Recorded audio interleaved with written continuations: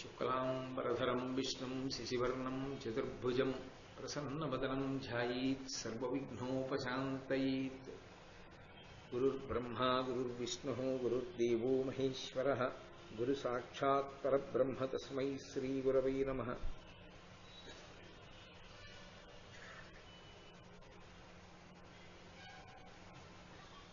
వ్యాసాయ విష్ణురూపాయ వ్యాసరూపాయ విష్ణవే నమో వై బ్రహ్మనిధయే వాసిష్ఠాయ నమో నమః. కూజంతం రామ రామీతి మధురం మధురాక్షరం ఆరుహ్య కవితాశాఖాం వందే వాల్మీకికోకిలం. శ్రుతిస్మృతిపురాణానాం ఆలయం కరుణాలయం నమామి భగవత్పాదశంకరం లోకశంకరం. వాగర్ధావివ సంపృక్తౌ వాగర్ధప్రతిపత్తయే జగతః పితరౌ వందే పార్వతీపరమేశ్వరౌ. సూక్తిం సమగ్రయతున స్వయమేవ లక్ష్మీః శ్రీరంగరాజమహిషీమధురైః కటాక్షైః. వైదగ్ధ్యవర్ణగుణగుంభనగౌరవైర్యాం కండూలకర్ణకుహరాः కవయోధయంతి. హైమోర్ధ్వపుండ్రమజహన్మకుటం సునాసం మందస్మితం మకరకుండలచారుగండం. బింబాధరం బహుళదీర్ఘకృపాకటాక్షం శ్రీవేంకటేశముఖమాత్మని సన్నిధత్తాం. విమలపటీ కమలపుటీ పుస్తకరుద్రాక్షసహస్తపుటీ కామాక్షీ పక్ష్మలాక్షీ కలిత విపంచీ విభాసి వైరించీ. మనోజవం మరుతతుల్యవేగం జితేంద్రియం బుద్ధిమతాం వరిష్టం. వాతాత్మజం వనరయూధముఖ్యం శ్రీరామదూతం శిరసా నమామి. ఆపదామపహర్తారం దాతారం సర్వసంపదాం లోకాభిరామం శ్రీరామం భూయో భూయో నమామ్యహం. నారాయణం నమస్కృత్య నరం చైవ నరోత్తమం దేవీం సరస్వతీం వ్యాసం తతో జయముదీరయేత్. హరి ఓం. పరమేశ్వర స్వరూపైన సభకి నమస్కారం.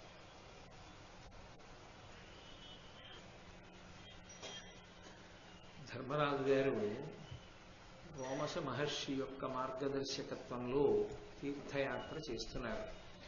ఆ తీర్థయాత్ర చేస్తూ ఆయన అనేకమైనటువంటి పుణ్యప్రదమైనటువంటి క్షేత్రములను చూస్తున్నారు. ఈ క్షేత్రములకు, ఈ పర్వతములకు, ఈ నదులకు, తీర్థములకు ఇంత శక్తి ఎక్కడి నుంచి వచ్చింది అని మొట్టమొదటే ధర్మరాజు గారు అడిగితే రోమశ మహర్షి నారద మహర్షి మాట్లాడుతూ చెప్పారు. పరమ ధర్మాత్ములైనటువంటి వారు ఎవరు ధర్మాన్ని ఆశ్రయించారో అటువంటి వారందరూ కూడా ఈ ప్రదేశముల యందు చాలా కాలము వసించినటువంటి కారణం చేత వారి యొక్క సంపర్కము వలన ఈ క్షేత్రములు తీర్థములు ఇంత శక్తిని పొందాయి అని చెప్పారు. ఆయన ధర్మరాజు గారు ఆ పర్వత ప్రాంతంలో ఒక శిఖరాన్ని చేరినప్పుడు నిన్న మహేంద్రగిరి పరశురాముడు, అకృతవ్రణుడు శిష్యుడు పరశురాముడు చతుర్దశి తిథి నాడు వచ్చి దర్శనమివ్వడం, ఈ విశేషాలు మీరు విన్నారు. తర్వాత ప్రభాస తీర్థానికి వెళ్ళినటువంటి సందర్భం, అక్కడ బలరామకృష్ణులు సాత్యకి మొదలైన వారు కలవడం మీతో మనవి చేశాను.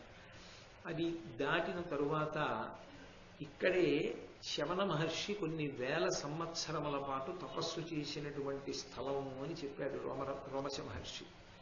కొన్ని వేల సంవత్సరములు తపస్సా, నాకు ఆ విషయం చెప్పవలసింది అని అడిగారు.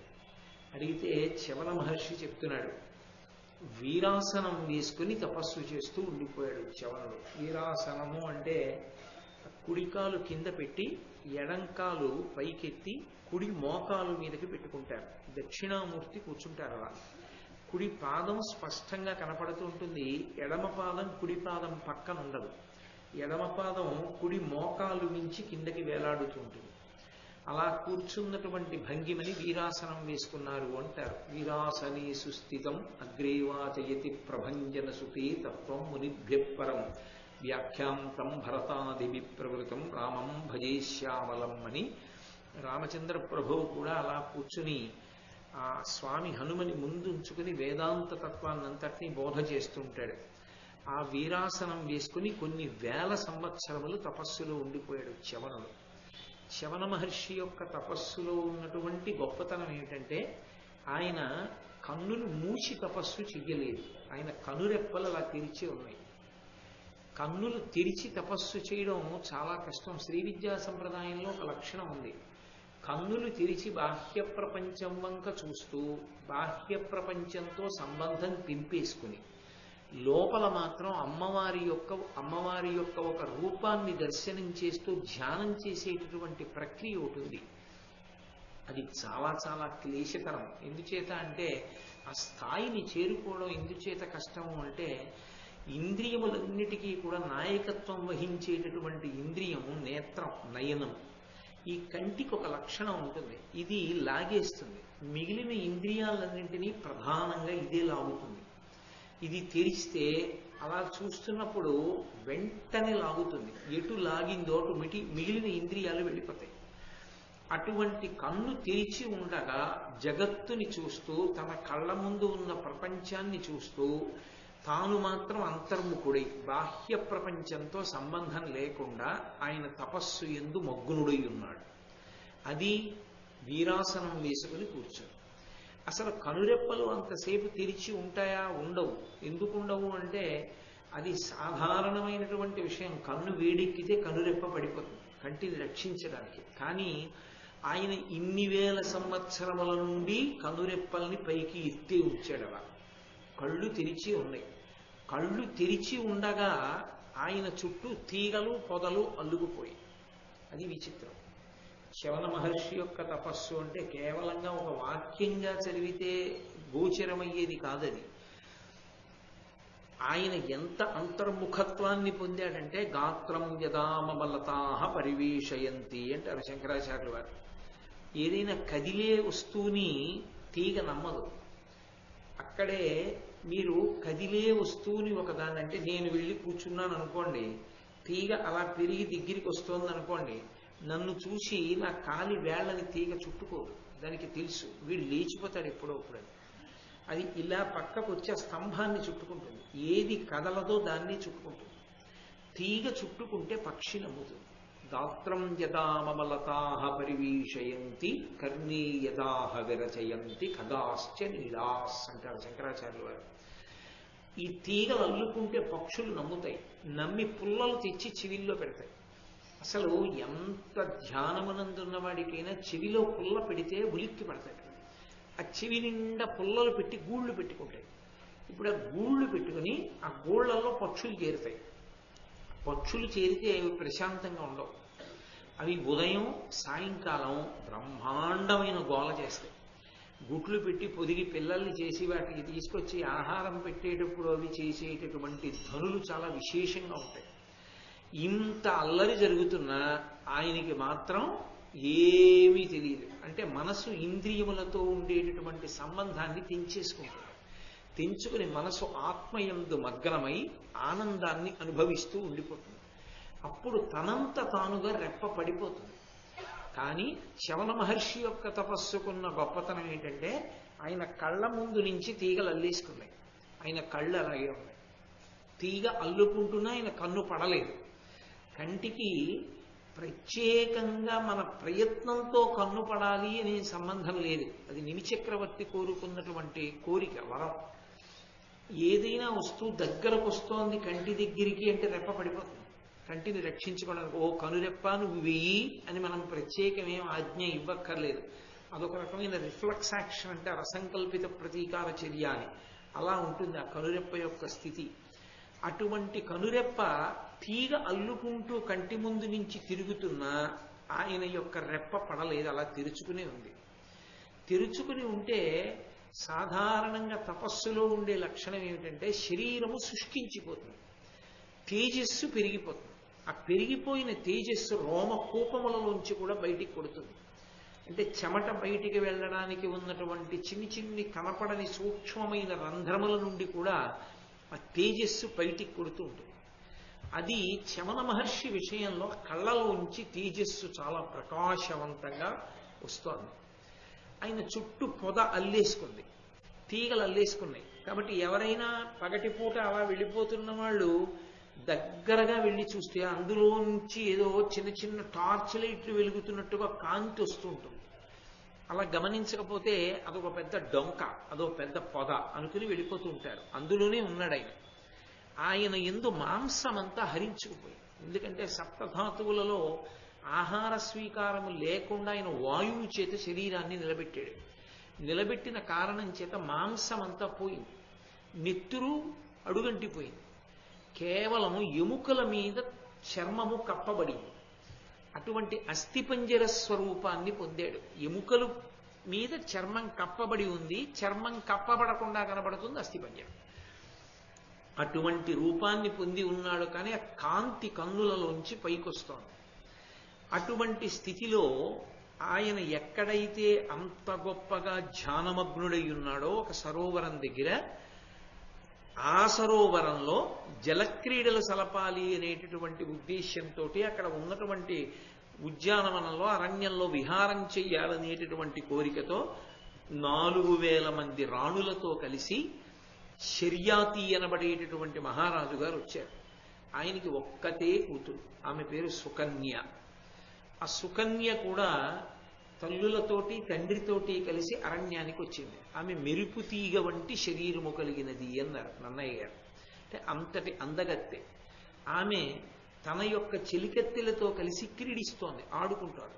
ఆ ఆడుకుంటున్నటువంటి ప్రక్రియలో ఏ కారణం చేతనో ఆమె చవన మహర్షి ఉన్నటువంటి పొద దగ్గరికి వెళ్ళింది. ఆ పొద దగ్గరికి వెళ్ళి ఆమె చూసింది. చూస్తే విద్యుల్లతాంగి భార్గవు ఉజ్జన్నయనములు మెరగిచునున్నను విలసత్ ఖద్యోతద్యుతులు ఒకో అని సద్య సంజాత బుద్ధి సంభ్రమయగుచున్. ఆమె ఆ పొద దగ్గరికి వెళ్ళి ఎందుకో వంగి చూసింది. చూస్తే విద్యుల్లతాంగి, ఆమె యొక్క శరీరం కూడా మెరుపు తీగలా ఉంటుంది. ఆమె ఒక మెరుపు కాంతి, పొదలోంచి వస్తున్నది ఒక కాంతి. కాంతిని ఆకర్షించింది. ఈమె చూసింది, ఏమిటి పొదలోంచి రెండింటిలోంచి రెండు వైపుల నుంచి కాంతి వస్తోంది, విచిత్రంగా ఉందే అనుకుంది. అవి ఏమిటవి? భార్గవు ఉజ్జన్నయనములు, తెరవబడినటువంటి కన్నులు భార్గవునివి, భృగు మహర్షి యొక్క కుమారుడైన చవనుడివి. మెరయుచున్నను, ఆ మెరుస్తున్న కళ్ళవంక చూసి విలసత్ ఖద్యోచద్యుతులనుకొని ఆమె అనుకుంది, ఖ అంటే ఆకాశం, ద్యుతి అంటే మెరుపు. ఆకాశంలో మెరుస్తూ తిరిగేటటువంటి వాటిని మిణుగురులు అంటారు. మెరుగుడు పురుగులు అంటుంటారు కొంతమంది, మిణుగురులు అంటారు. అవి చీకట్లో మెరుస్తూ వెళ్తూ ఉంటాయి. ఆ మిణుగురు పురుగులు కొన్ని అక్కడ చేరాయి, వాటి కాంతి అది అనుకుంది ఆమె. అనుకుని సజ్జ సంజాత బుద్ధి సంభ్రమ యగుచున్, అప్పటికప్పుడు పుట్టినటువంటి బుద్ధి చేత సంభ్రమాన్ని పొందింది. అంటే ఆమె విచారించి నిర్ణయం చేసుకోలేదు, అప్పటికొక బుద్ధి పుట్టింది, ఆమె సంభ్రమ చిత్తురాలైందంటే ఆశ్చర్యజనకమైనటువంటి బుద్ధి ఆమెని కప్పేసింది. ఆమె వెంటనే చెలికెత్తెల్ని పిలిచింది. ఇదెక్కడ విచిత్రం, పొదలోంచి కాంతులు వస్తున్నాయి, రెండు వైపుల నుంచి వస్తున్నాయి, ఈ పొద అంతా కూడా తవ్వేసేయండి. వెంటనే ఆ పక్కన పరిచారకులు ఉన్నారు, సేవకులు ఉన్నారు, వాళ్ళు వచ్చారు. ఆ తీగలు డొంక తీసేసి ఆ పొదంతా తవ్వేస్తున్నారు. చవన మహర్షి కన్నులు మూసేశాడు, ఆయన రెప్పలు మూసుకున్నాయి.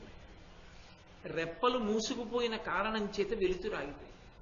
వెలుతురాగింది ఏమిటి? ఇప్పటిదాకా కనపడిన వెలుతురు. మళ్ళీ పొదంతా తవ్వారు, అక్కడ ఉన్నటువంటి ఆ డొంకంతా తవ్వారు. తవ్వితే అకస్మాత్తుగా అక్కడ ఏమీ కనపడడం ఆగిపోయింది. అక్కడ ఏమీ లేదు. అంటే దాన్ని బట్టి ఏమర్థం చేసుకోవాలి? చవన మహర్షి అంతర్ధానమయ్యాడు. ఆయన బహిర్ముఖుడై ఈమె యుక్తాయుక్త విచక్షణ లేకుండా అప్పటికప్పుడు సంభ్రమంతో కలిగినటువంటి బుద్ధి వలన ఇంతకాలం నుంచి తన తపస్సు చేసుకుంటున్నటువంటి ఆవాసంలో తనని బహిర్ముఖుణ్ణి చేయడమే కాకుండా ఆమె ఆ పట్టినటువంటి పుట్టనంతటినీ కూడా తవ్వించేసింది. ఆయన అందులోంచి అంతర్ధానమయ్యాడు. ఏమీ కనపడలేదు. ఆమె వెంటనే వెనక్కి వచ్చేసింది. దేవుడు చాలా ఆశ్చర్యంగా ఉంది. ఇదేడు కాంతి కనపడింది, కాంతి ఆగిపోయింది, లోపల ఏమీ లేదు, ఖాళీగా ఉంది. ఎలా జరిగింది? ఆమె బుద్ధికి అందలేదు, వెళ్ళిపోయింది. కానీ మహర్షి పట్ల అపచారం జరిగింది. ఈ అపచారానికి ఫలితం ఉండాలి. వెంటనే ఆయన శర్యాతి యొక్క సైన్యానికి అంతటికీ, శర్యాతి యొక్క భార్యలకి అందరికీ మూత్రపురీష బంధనం చేశాడు.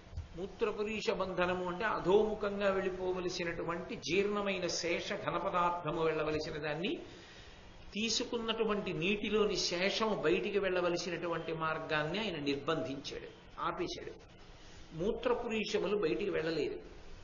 వెళ్ళకపోతే ప్రాణులన్నీ గిలగిల కొట్టుకుంటున్నాయి అక్కడికి వచ్చిన గుర్రాలతో కలిపి.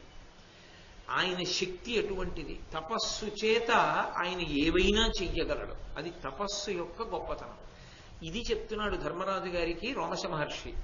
అంటే ఈ దేశానికి ఇంత గొప్ప పేరు రావడానికి కారణం ఏమిటంటే, ఈ దేశం యొక్క వైభవం అంతా దేనిలో దాగి ఉంది అంటే, మీరు ఈ ధర్మరాజు చేస్తున్న తీర్థయాత్రలో మీరు గమనించవలసింది, ఒకటి యజ్ఞము, రెండు తపస్సు. ఈ రెండు ఎంత శక్తివంతములయ్యాయో, ఈ రెండిటి చేత యుగాలు మారిపోతున్నా సరే, కొన్ని వేల సంవత్సరములైపోతున్నా సరే, అక్కడ ఉన్నటువంటి వాళ్ళ వలన ఆ ప్రాంతములు ఎంత శక్తివంతములయ్యాయో ధర్మరాజు గారు తెలుసుకుంటున్నాడు. ఇప్పుడు ఆ తపశ్శక్తి చేత అన్ని ప్రాణులకు మూత్రపురీషములను బంధనం చేశాడు చ్యవన మహర్షి. ఎందుకు అకస్మాత్తుగా ఇలా సంభవించింది? అందరూ గిలగిల తన్నుకుంటున్నారు. వెంటనే మహారాజు విచారణ చేశాడు. ఇక్కడికి మనం వచ్చాం, ఏమైనా జరగరానిది జరిగిందా, పొరపాటు జరిగిందా, ఎక్కడైనా ఎవరైనా ఏమైనా చెయ్యకూడని పని ఏమైనా చేశారా, ఎవరైనా మహాత్ముడికి అపచారం జరిగిందా ఆయన విచారణ చేశాడు. అందరు అన్నారు, మేమేమి చేయలేదు, మేమేం అపచారం చేయలేదు, మేము ఎక్కడికి వెళ్ళలేదన్నారు. ఒక్క సుకన్య మాత్రం వచ్చి ఆమె సత్యం పలికింది. నాన్నగారు, నాకు ఈ పొదలో ఏదో రెండు కాంతులు వస్తున్నట్లుగా కనపడింది. ఆ కాంతులు తెలుసుకోవాలని నేను పొదనంతటినీ తవ్వించేశాను. అలా తవ్వించిన తరువాత అకస్మాత్తుగా ఆ కాంతి అంతర్ధానం అయిపోయింది. అంతర్ధానం అయిపోయి అందులో ఏం కనపడలేదు. తిరిగి వచ్చేసాను. బహుశः ఆ పొదని తవ్వడంలోనే ఏదో పొరపాటు జరిగిందేమో నాన్నగారు అంది. సరే రమ్మన్నాడు. శర్యాతి తన మంత్రులతో కలిసి, కుమార్తెతో కలిసి ఆ పొద దగ్గరికి వెళ్ళాడు. వెళ్ళి అక్కడ చూస్తే చ్యవన మహర్షి మళ్ళీ ఉన్నారు. అంటే ఆయన ఇతపూర్వం అంతర్ధానమైన వాడు ఇప్పుడు సశరీరుడై వచ్చాడు. ఎందుకని? ఇంత బాధ అన్ని ప్రాణులకు కలుగుతున్నప్పుడు ప్రభువుగా శర్యాతి దానికి పరిష్కారం వెతుకుతాడు. దానికి పరిష్కారం వెతికినప్పుడు తన పట్ల చేసిన అపచారమే దానికి కారణమో అని తెలుసున్నప్పుడు తనని క్షమార్పణ అడగడానికి వస్తాడు. తనని క్షమార్పణ అడగడానికి వచ్చినప్పుడు తాను ఉన్నటువంటి స్థానాన్ని తవ్వడానికి కారణమైన వ్యక్తి ఎవరో ఆమెనే భార్యగా గ్రహించాలని చ్యవన మహర్షి నిర్ణయం చేసుకున్నాడు. అందుకని శర్యాతి వచ్చి అడిగాడు, మహానుభావ, నా వల్ల ఏదో దోషం జరిగింది. ఈ దోషం జరిగినప్పుడు మీరు ఇక్కడ ఉన్నటువంటి ప్రాణులకు మూత్రపురీష బంధనం చేశారు. అందరూ బాధపడుతున్నారు. నేను మహారాజుని, వారి యోగక్షేమములు చూడవలసిన వాణ్ణి. ఏ తప్పు జరిగిందో తప్పుకి నన్ను క్షమించి మీరు ప్రాణులను రక్ష చెయ్యండి అన్నాడు. ఆయన అన్నాడు, నీ కుమార్తె కారణంగానే ఈ భంగపాటు జరిగింది, కాబట్టి నీ కుమార్తెని నాకు ఇచ్చి వివాహం చేయవలసింది అన్నాడు. ఇక్కడ మీరు ఒక్క విషయాన్ని కొంచెం జాగ్రత్తగా ఆలోచించాలి. చ్యవన మహర్షి యొక్క భౌతిక ఆకారం ఎలా ఉందని నేను చెప్పాను మీతో. కేవలం ఎముకల మీద చర్మం మాత్రమే కప్పబడినట్లుగా ఉంది. పైగా కొన్ని వేల సంవత్సరములు తపస్సు చేసినటువంటి వాడు. అంటే ఆయన ఆయుర్దాయం ఎంత పెద్దదైపోయి ఉంటుంది, ఎంత వృద్ధుడైపోయినటువంటి వాడు అయి ఉంటాడు. కాలమునందు శరీరాలు సృష్టించిపోవడం సాధారణం కాదు. ఏమి చాలా మనందరం కూడా ఎంతో ఆనందించవలసిన విషయం. నిన్న ఋష్యశృంగుడి గురించి చెప్పి మళ్ళీ ఇవాళ వేదిక మీదకి వచ్చేటప్పటికే వర్షం పడ్డా. నిన్ననే నేను చెప్పా, ఋష్యశృంగుడి గురించి చెప్పుకుంటే ఋష్యశృంగుడు ఉన్న చోట వాన పడుతుంది. ఇప్పటికీ శృంగేరి గొప్పతనం అదే. నిన్న ఋష్యశృంగుడి గురించి పూర్తి చేసి 24 గంటలు తిరగకుండా వేదిక మీదకి వచ్చేటప్పటికి మహాభారతం జరుగుతున్న చోట జల్లు పడింది. అంటే మహాభారతానికి దేవతలు ఎంత ప్రీతి చెందారు అనడానికి ఇదే కారణం. మహాపురుషులైనటువంటి వారు అందుకే వాటికి అంత విలువ ఇచ్చారు అంటే అదే కారణం. కాబట్టి నేను అలా చదవలేకపోతున్నానే అని బాధపడుతున్నాను యథార్థానికి. కాబట్టి అది ఇప్పుడు చ్యవన మహర్షి ఆయనకి తెలీదా, ఇన్ని వేల సంవత్సరముల వయస్సున్నవాణ్ణి ఇంత తపస్సు చేశాను, శరీరమా సృష్టించిపోయింది, ఆమె మెరుపు తీగలా ఉంది, నిండు యవ్వనంలో ఉంది, ఆమెని నేను వివాహం చేసుకోవడానికి ఇది ఆమెకి శిక్షయా లేక నేనిస్తున్న బహుమానమా? మహారాజుకి ఆలోచించుకోవడానికి సమయం లేదు. ఎందుకని? మూత్రపురుష బంధనం అయిపోయింది. ఏదో ఒకటి తొందరగా నిర్ణయం చేయాలి. మహారాజుని ఒత్తిడికి గురి చేయట్లా. ఎంత తపస్సు చేస్తే మాత్రం చవనుడు చేస్తున్నది దోషం కాదా? చవనుడు నీ కుమార్తెనిచ్చి నాకు వివాహం చెయ్యమని అడిగితే చవనుడు మహర్షి అని, ఆయన వృత్తాంతం మహాభారతంలో మనం చెప్పుకోవాలని, ఆయనకి మనం నమస్కారం చెయ్యొచ్చని ఎలా అనుకోవడం? మరి అలా ఎందుకు జరిగింది పురాణంలో? అది మనం ఇంత గొప్పగా మహాభారతాంతర్గతంగా దేవాలయ ప్రాంగణంలో చెప్పుకుని మురిసిపోయి పొగడవలసినంత మహాపురుషుడిగా చవనుడు మనకి దర్శనమిస్తాడు. అప్పుడు ఈ కోరిక కోరితే ఆమె కూడా ఒక ప్రాణి, యవ్వనంలో ఉంది, శారీరకమైన కోరికలు ఆమెకే ఉంటాయి. మహావృద్ధుడైన వాడితో సంసారానికి వెడితే ఆమె జీవితం ఏమవ్వాలి? మరి అటువంటి వాడు వివాహం ఎందుకో తెలియనివాడా? వివాహము సంతతి కొరకు, ధర్మ ప్రజాపత్యర్థం. ఆయన పరమవృద్ధుడు, ఆమె నిండు యవ్వనంలో ఉన్నది. ఆమె ఆయనకి ఎందుకు భార్య? కేవలము శుశ్రూష చేసి కందమూలాలు తెచ్చిపెట్టడానికైతే ఆవిడ అక్కర్లేదు. మరి ఆవిడ్ని భార్యగా స్వీకరిస్తున్నాడు అంటే అది ఆమె జీవితాంతం ఆమెకి వేస్తున్నటువంటి శిక్షే కదా. పరిస్థితులను అనుకూలంగా తీసుకుని కలిసి వచ్చింది కదా కాలమని తన తపశ్శక్తిని అడ్డుపెట్టి అటువంటి పిల్లని వివాహం చేసుకోవాలనుకున్నటువంటి చవనుని యొక్క చర్య సమర్థనీయమేనా? మహాభారతంలో కాదు, దేవీ భాగవతంలో కాదు, కించిత్ మార్పు కథాపరంగా ఉన్నది, చాలా తక్కువ పరంగా. ఇది సమర్థనీయమేనా ఈ కోణం? మీరు వేరొక కళ్ళజోడు పెట్టుకు చూడండి జాగ్రత్తగా. శవనుడు మహాతపస్వి, అందులో సందేహం లేదు. ఆయన కావాలనుకుంటే అంతర్ధానం అయ్యాడు, కావాలంటే కళ్ళు మూశాడు. 1000 సంవత్సరములు వీరాసనం వేశాడు, కన్నులు ముయ్యకుండా తపస్సు చేశాడు. తన తపశ్శక్తి చేత, సంకల్పమాత్రం చేత జీవుల యొక్క మూత్ర పురీషములను బంధించాడు. అటువంటి చవనుడు అదే తపశ్శక్తితో యవ్వనాన్ని తెచ్చుకోలేనని ఎందుకు అనుకుంటాడు? ఇదే తపశ్శక్తితో నేను మళ్ళీ యవ్వనాన్ని తెచ్చుకోగలను. ఎవరూ చూడలేని ఏ కోణాన్ని ఆమెలో ఆయన చూశాడో. మహా ఊర్పు కలిగిన పిల్ల. ఈమె యొక్క చరిత్ర ఎవరో రాజుని వివాహం చేసుకుని ఏదో కొన్ని సంవత్సరాలు ఉండి పూర్తయిపోవలసింది కాదు. యుగాలు మారిపోయినా చెప్పుకోవలసినటువంటి గొప్ప గుణములు ఈమె యందున్నాయి.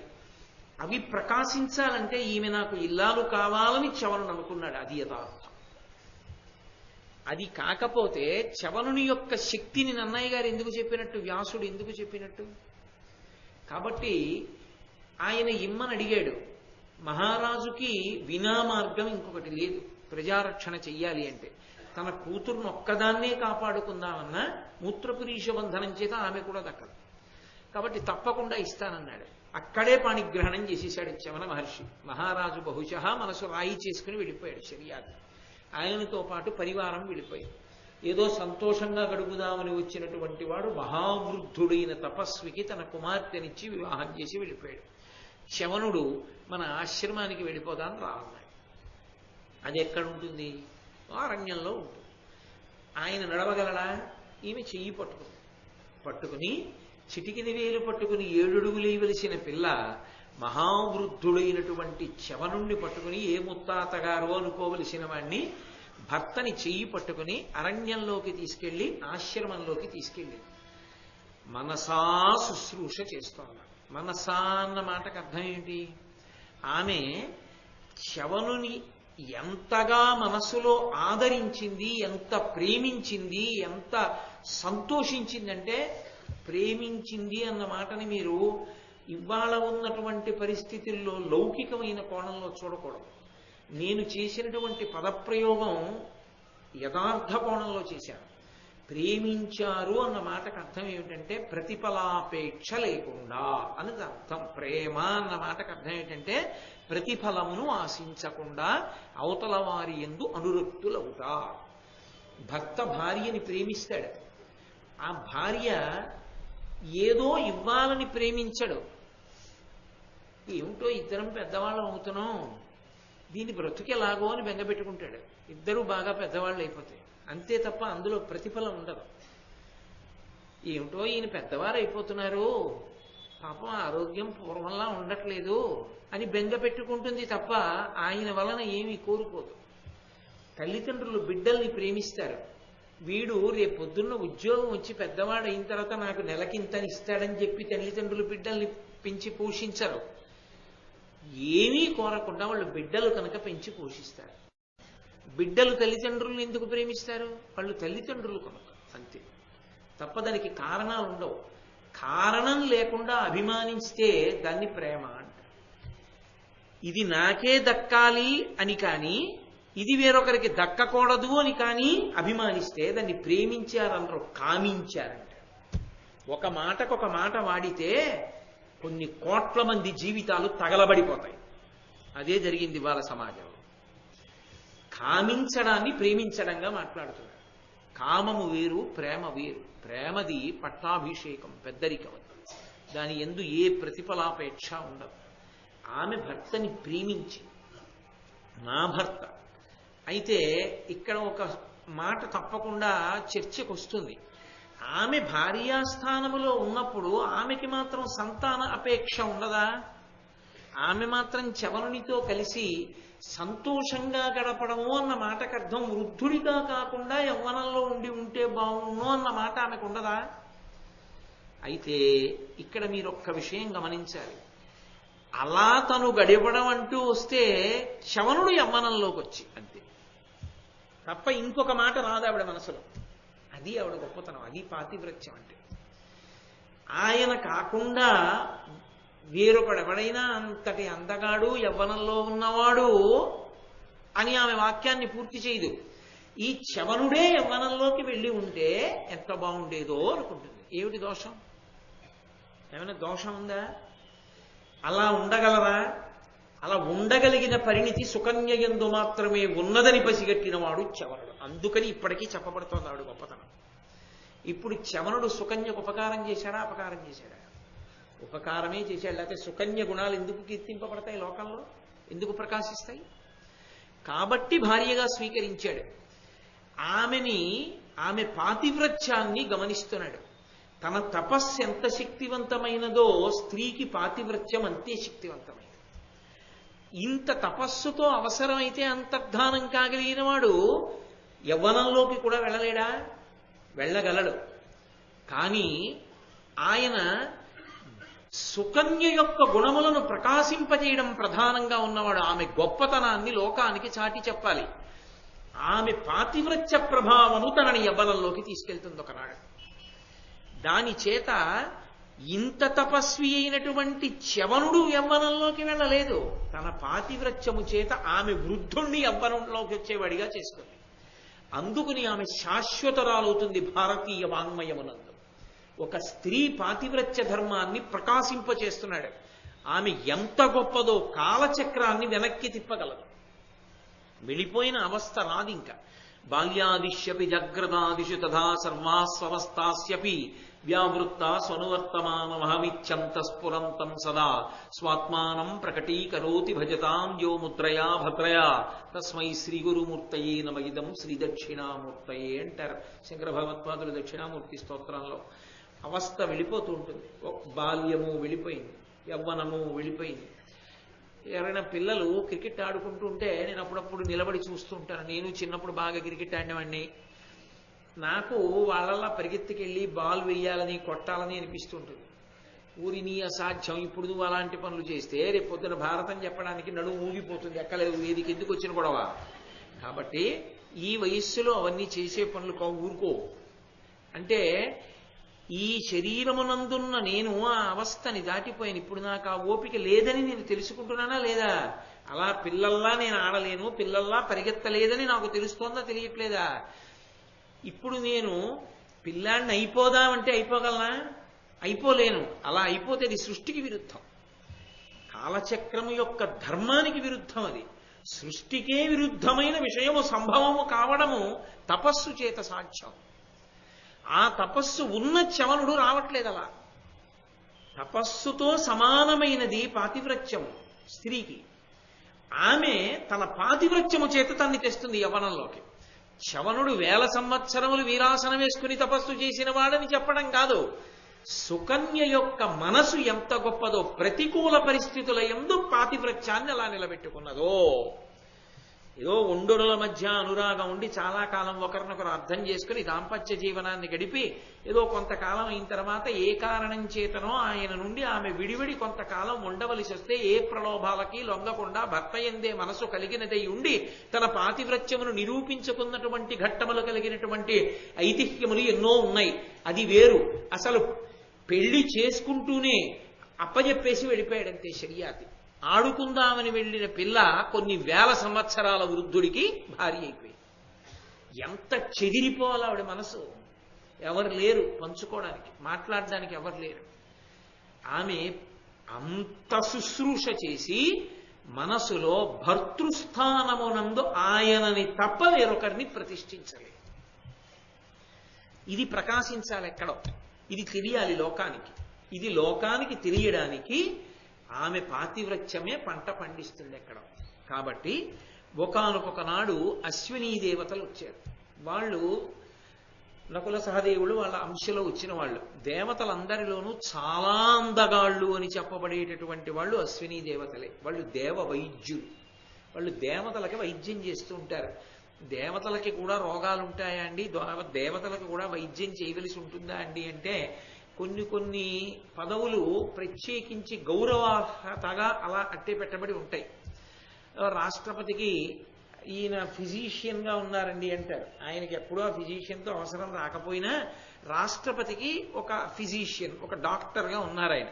అలా ఏదో చూడండి ఆస్థాన విద్వాంసుడుగా నియమించారు అంటారు. ఆస్థాన విద్వాంసుడుగా ఆయన్ని తీసుకొచ్చి ఎప్పుడూ కచేరీ చేయించకపోయినా ఆయన పట్ల ఓ గౌరవం ప్రకటించారో ప్రకటించలేదో పరమేశ్వరుడికి తెలియాలి, నియమించిన వాళ్ళకి తెలియాలి. కానీ ఆయన మాత్రం ఆస్థాన విద్వాంసుడైనట్లు ఇక్కడ అశ్విని దేవతలు దేవతలకి వైద్యులు.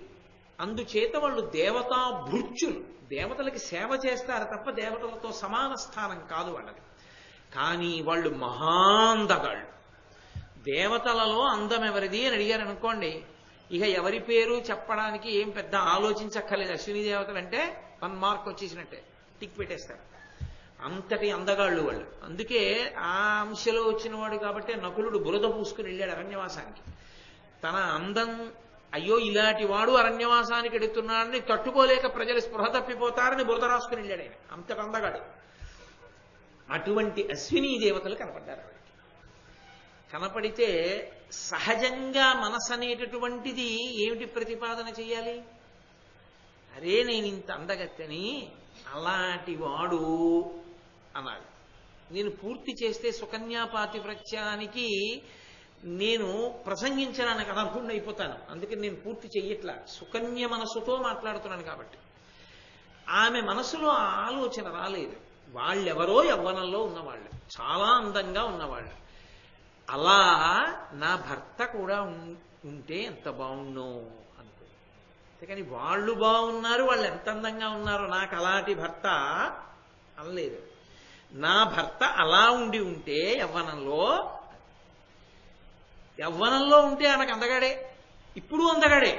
అందుకని ఆమెకి భర్తృస్థానం చవనుడితోటే, అవస్థ మారాలంతే. అది ఆమె పాతివ్రత్యం. ఇందుకు అందగాళ్లలో అందగాడు వచ్చాడు. అశ్వినీ దేవతలు రావడానికి కారణం అది. వాళ్ళు వచ్చి ఆమె ఎదురుగుండా నిలబడి అలా వెళ్ళిపోతున్నట్టుగా వెళ్ళిపోతూ దగ్గరికి వచ్చి పలకరించారు. ఇది సామీప్యం, సాన్నిహిత్యం. ఇది మరీ ప్రమాదకరం. ఎందుకంటే మనిషి యొక్క పతనము కూడకూడని వాటితో కూడినప్పుడు, అంతకన్నా నేను అండం బాగుండదు. కూడినప్పుడు పాడైపోయేది ఎందున అంటే మొట్టమొదట ఎక్కడ మొదలవుతుంది అంటే దర్శనం, చూడడం. చూసిన తర్వాత మనసులో గుర్తుందో పునర్దర్శనం కోసం అపేక్షించడం దగ్గరికి వెడుతుంది.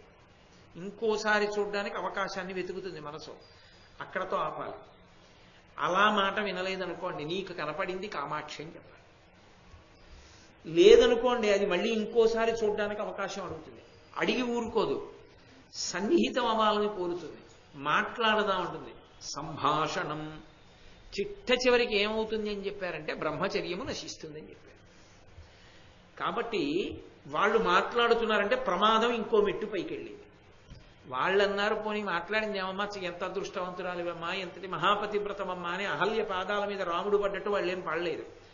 వాళ్ళన్నారు, మెరుపుతీగ వంటి శరీరము కలదానా, అది ఆమెకి ఇంకోలా గుచ్చుకోవాలి మనసులో, ఎవరి కోసం అనిపించాలి ఆవిడికి. మెరుపుతీగ వంటి శరీరం ఉన్నదానా, నువ్వు ఎవరి కూతురివి, ఇంతటి ఘోరారణ్యంలో ఎందుకు తిరుగుతున్నావు, నీ భర్త ఎవరు, మాకు చెప్పవలసింది అని అడిగాడు.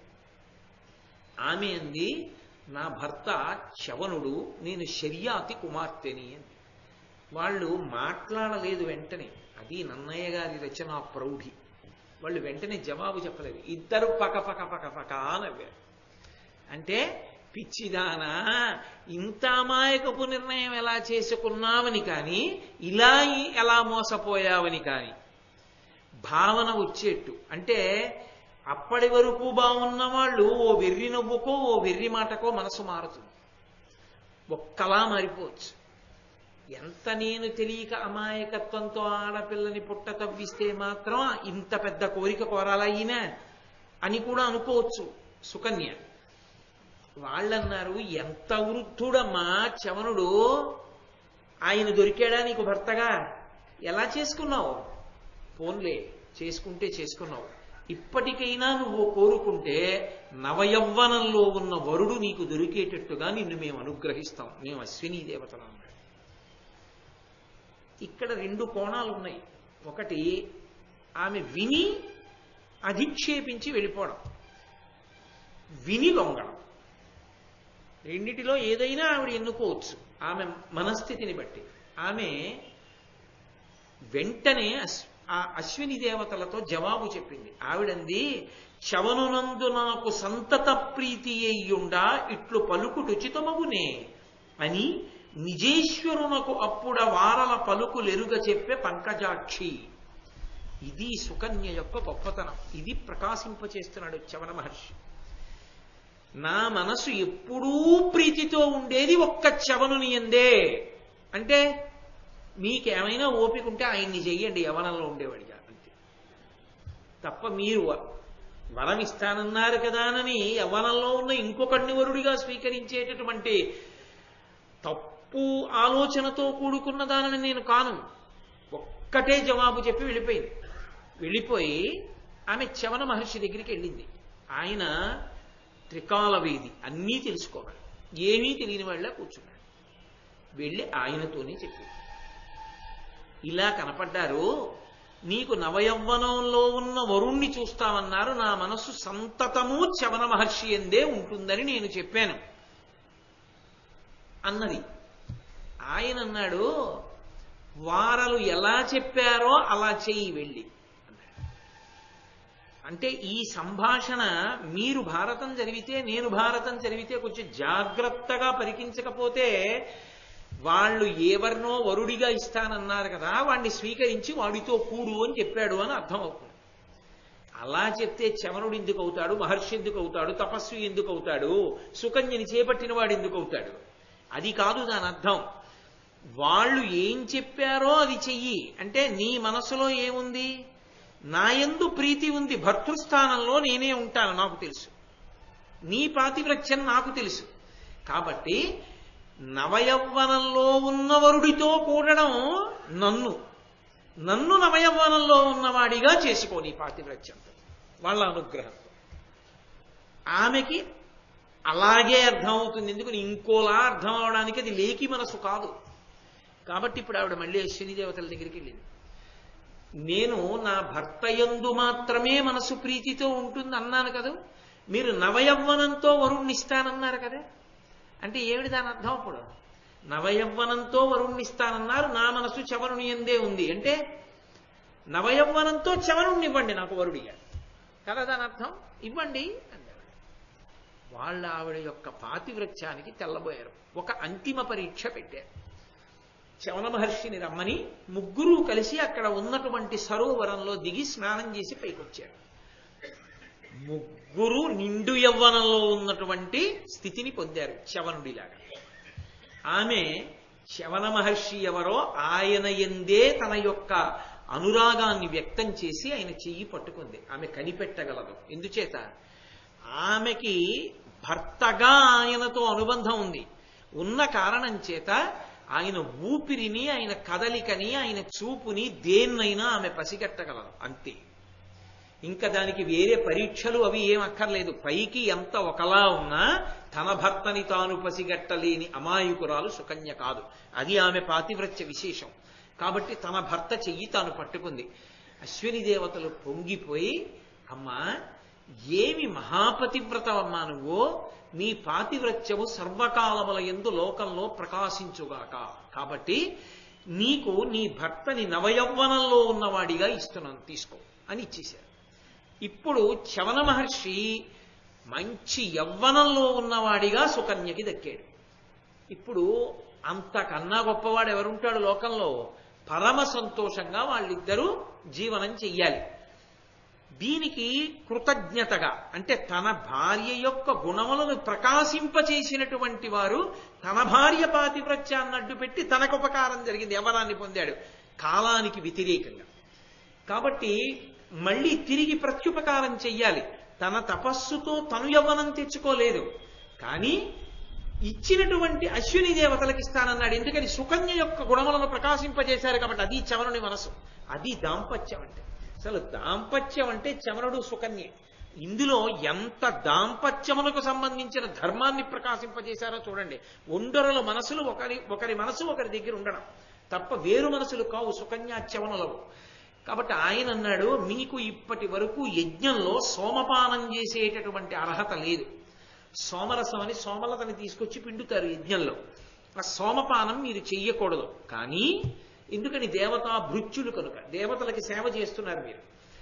దేవతలతో సమాన స్థానం కల్పించి ఇంద్రుడు చూస్తూ ఉండగా మీకు నేను సోమపానార్హత కల్పిస్తాను. రహస్యంగా కాదు, ఇంద్రుడు చూస్తూ ఉండగా. ఇంద్రుడు ఒప్పుకుంటాడా? సోమపానం చేయడం అంటే దేవతలు ఒక్కలే చెయ్యాలి. దేవతా భృత్యులైన అశ్విని దేవతలకు ఇస్తే ఆయన ఒప్పుకుంటాడా? ఒప్పుకోడు. ఎలా ఇస్తామని వజ్రాయుధం ప్రయోగిస్తాడు. వజ్రాయుధం ప్రయోగిస్తాడు, దేవతలందరూ ఒకటవుతారు.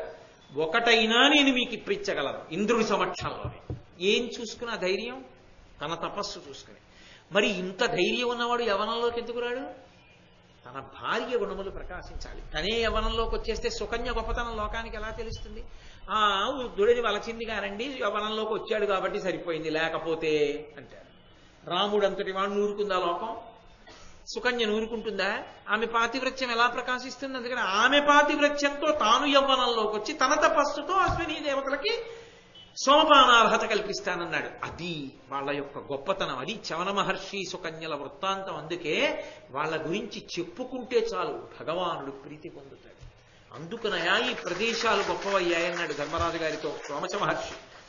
అని ఏను మీ కారణంబున ఇప్పుడు లబ్ధ యవ్వనుండనై ధన్యుండనైతి మిమ్ము సోమ పీధుల చేసెద సురలరాజు చూచుచుండగా శర్యాతి సుక్రతువునా. శర్యాతి మహారాజు కొంతసేపట్లో వస్తాడు. ఆయన త్రికాల వేది, తెలియంది లేదు. కూతురికి మంచి శుభం జరిగింది, అల్లుడు యవ్వనంలోకి వచ్చాడని తెలిసి సంతోషంతో తిరిగి వస్తాడు. సంతోషంతో తిరిగి వచ్చి యజ్ఞం చెయ్యాలని సంకల్పం చేసి నన్ను ఉండమంటాడు ఆ ఋత్విజ స్థానమనందు. నేను ఉన్నప్పుడు మీకు సోమపానార్హత కల్పిస్తానన్నాడు. సరేనన్నాడు.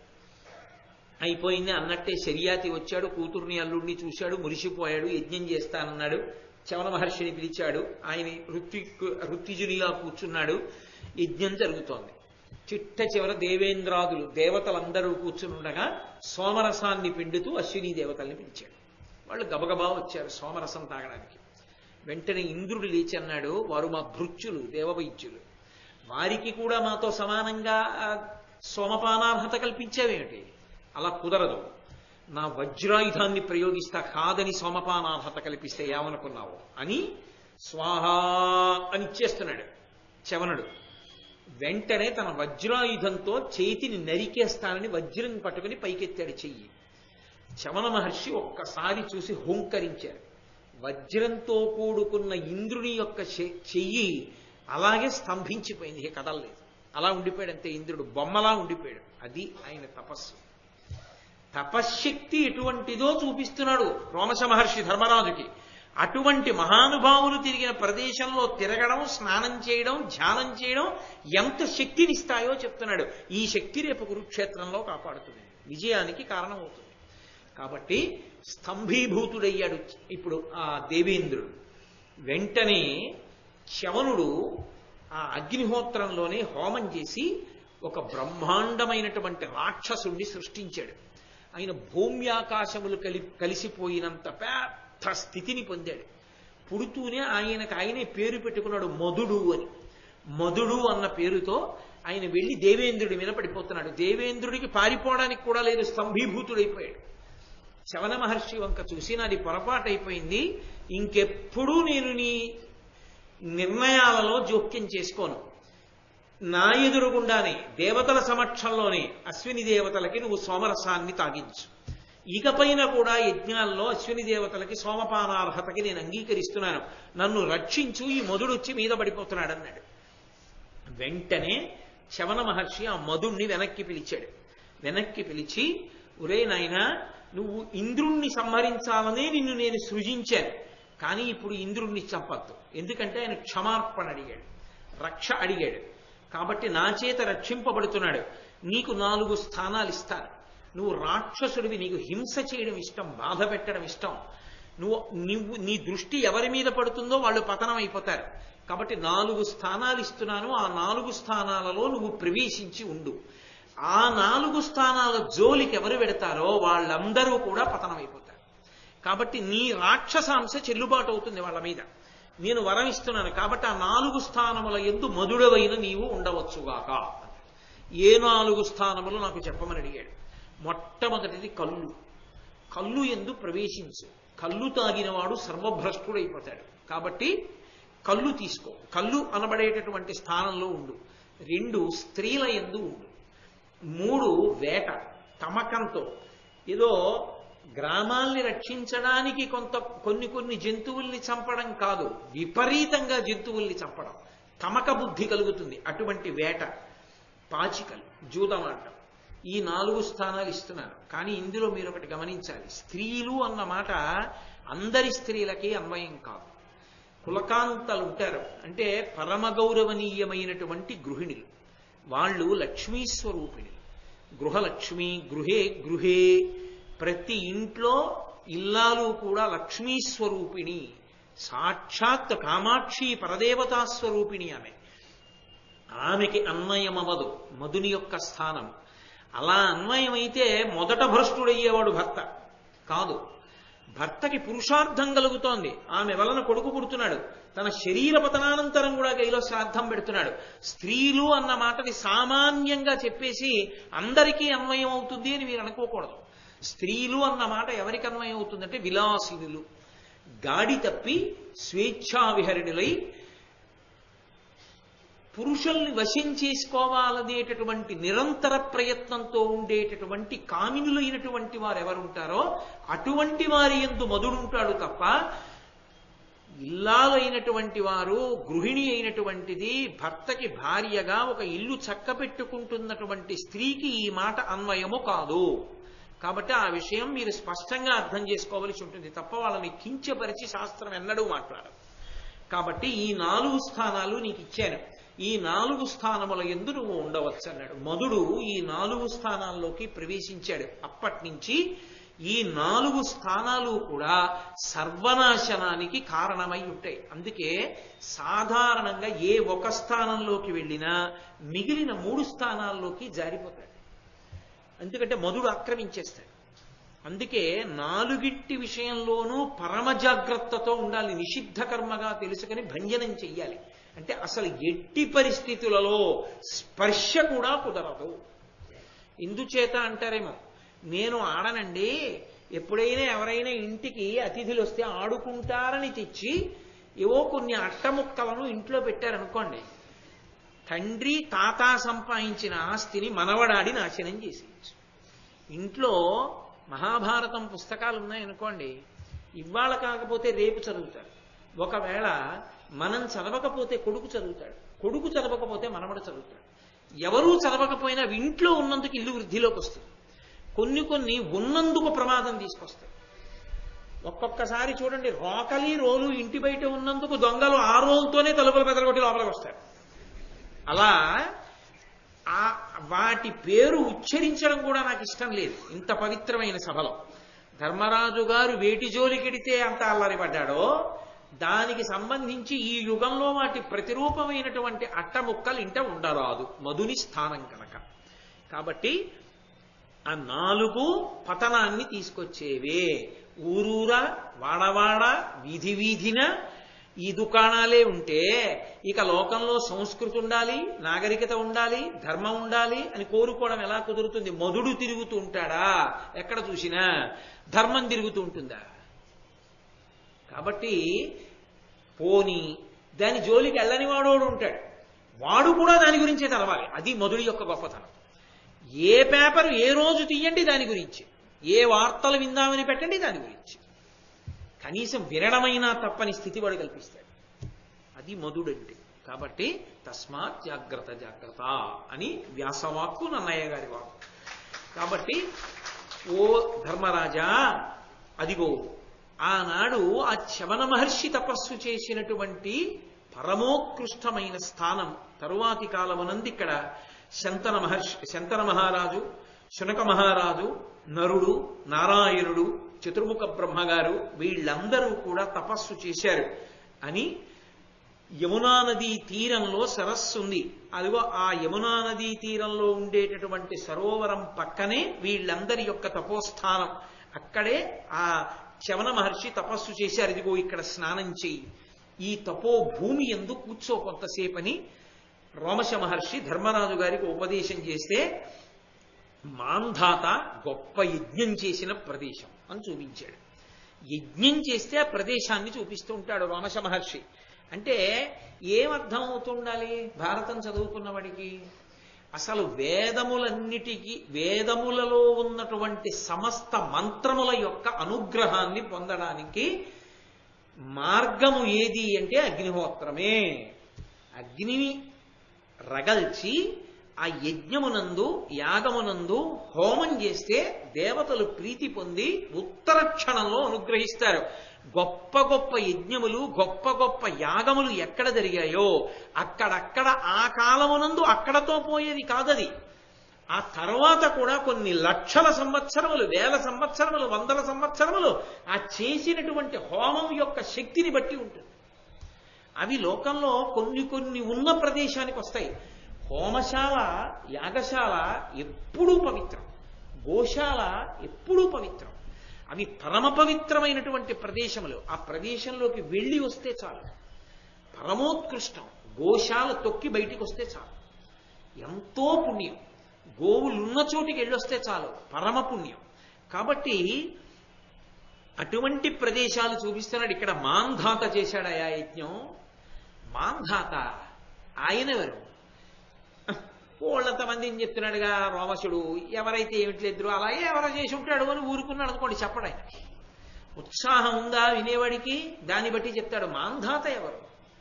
అంత ప్రజ్ఞాశాలిగా ఎలా పుట్టాడు? అంత పెద్ద యజ్ఞం ఎలా చేశాడు? ఏది నాకు చెప్పండి మహాప్రభో, దాటవేయకండి అంటే రోమశ మహర్షి చెప్తున్నారు ధర్మరాజుతో.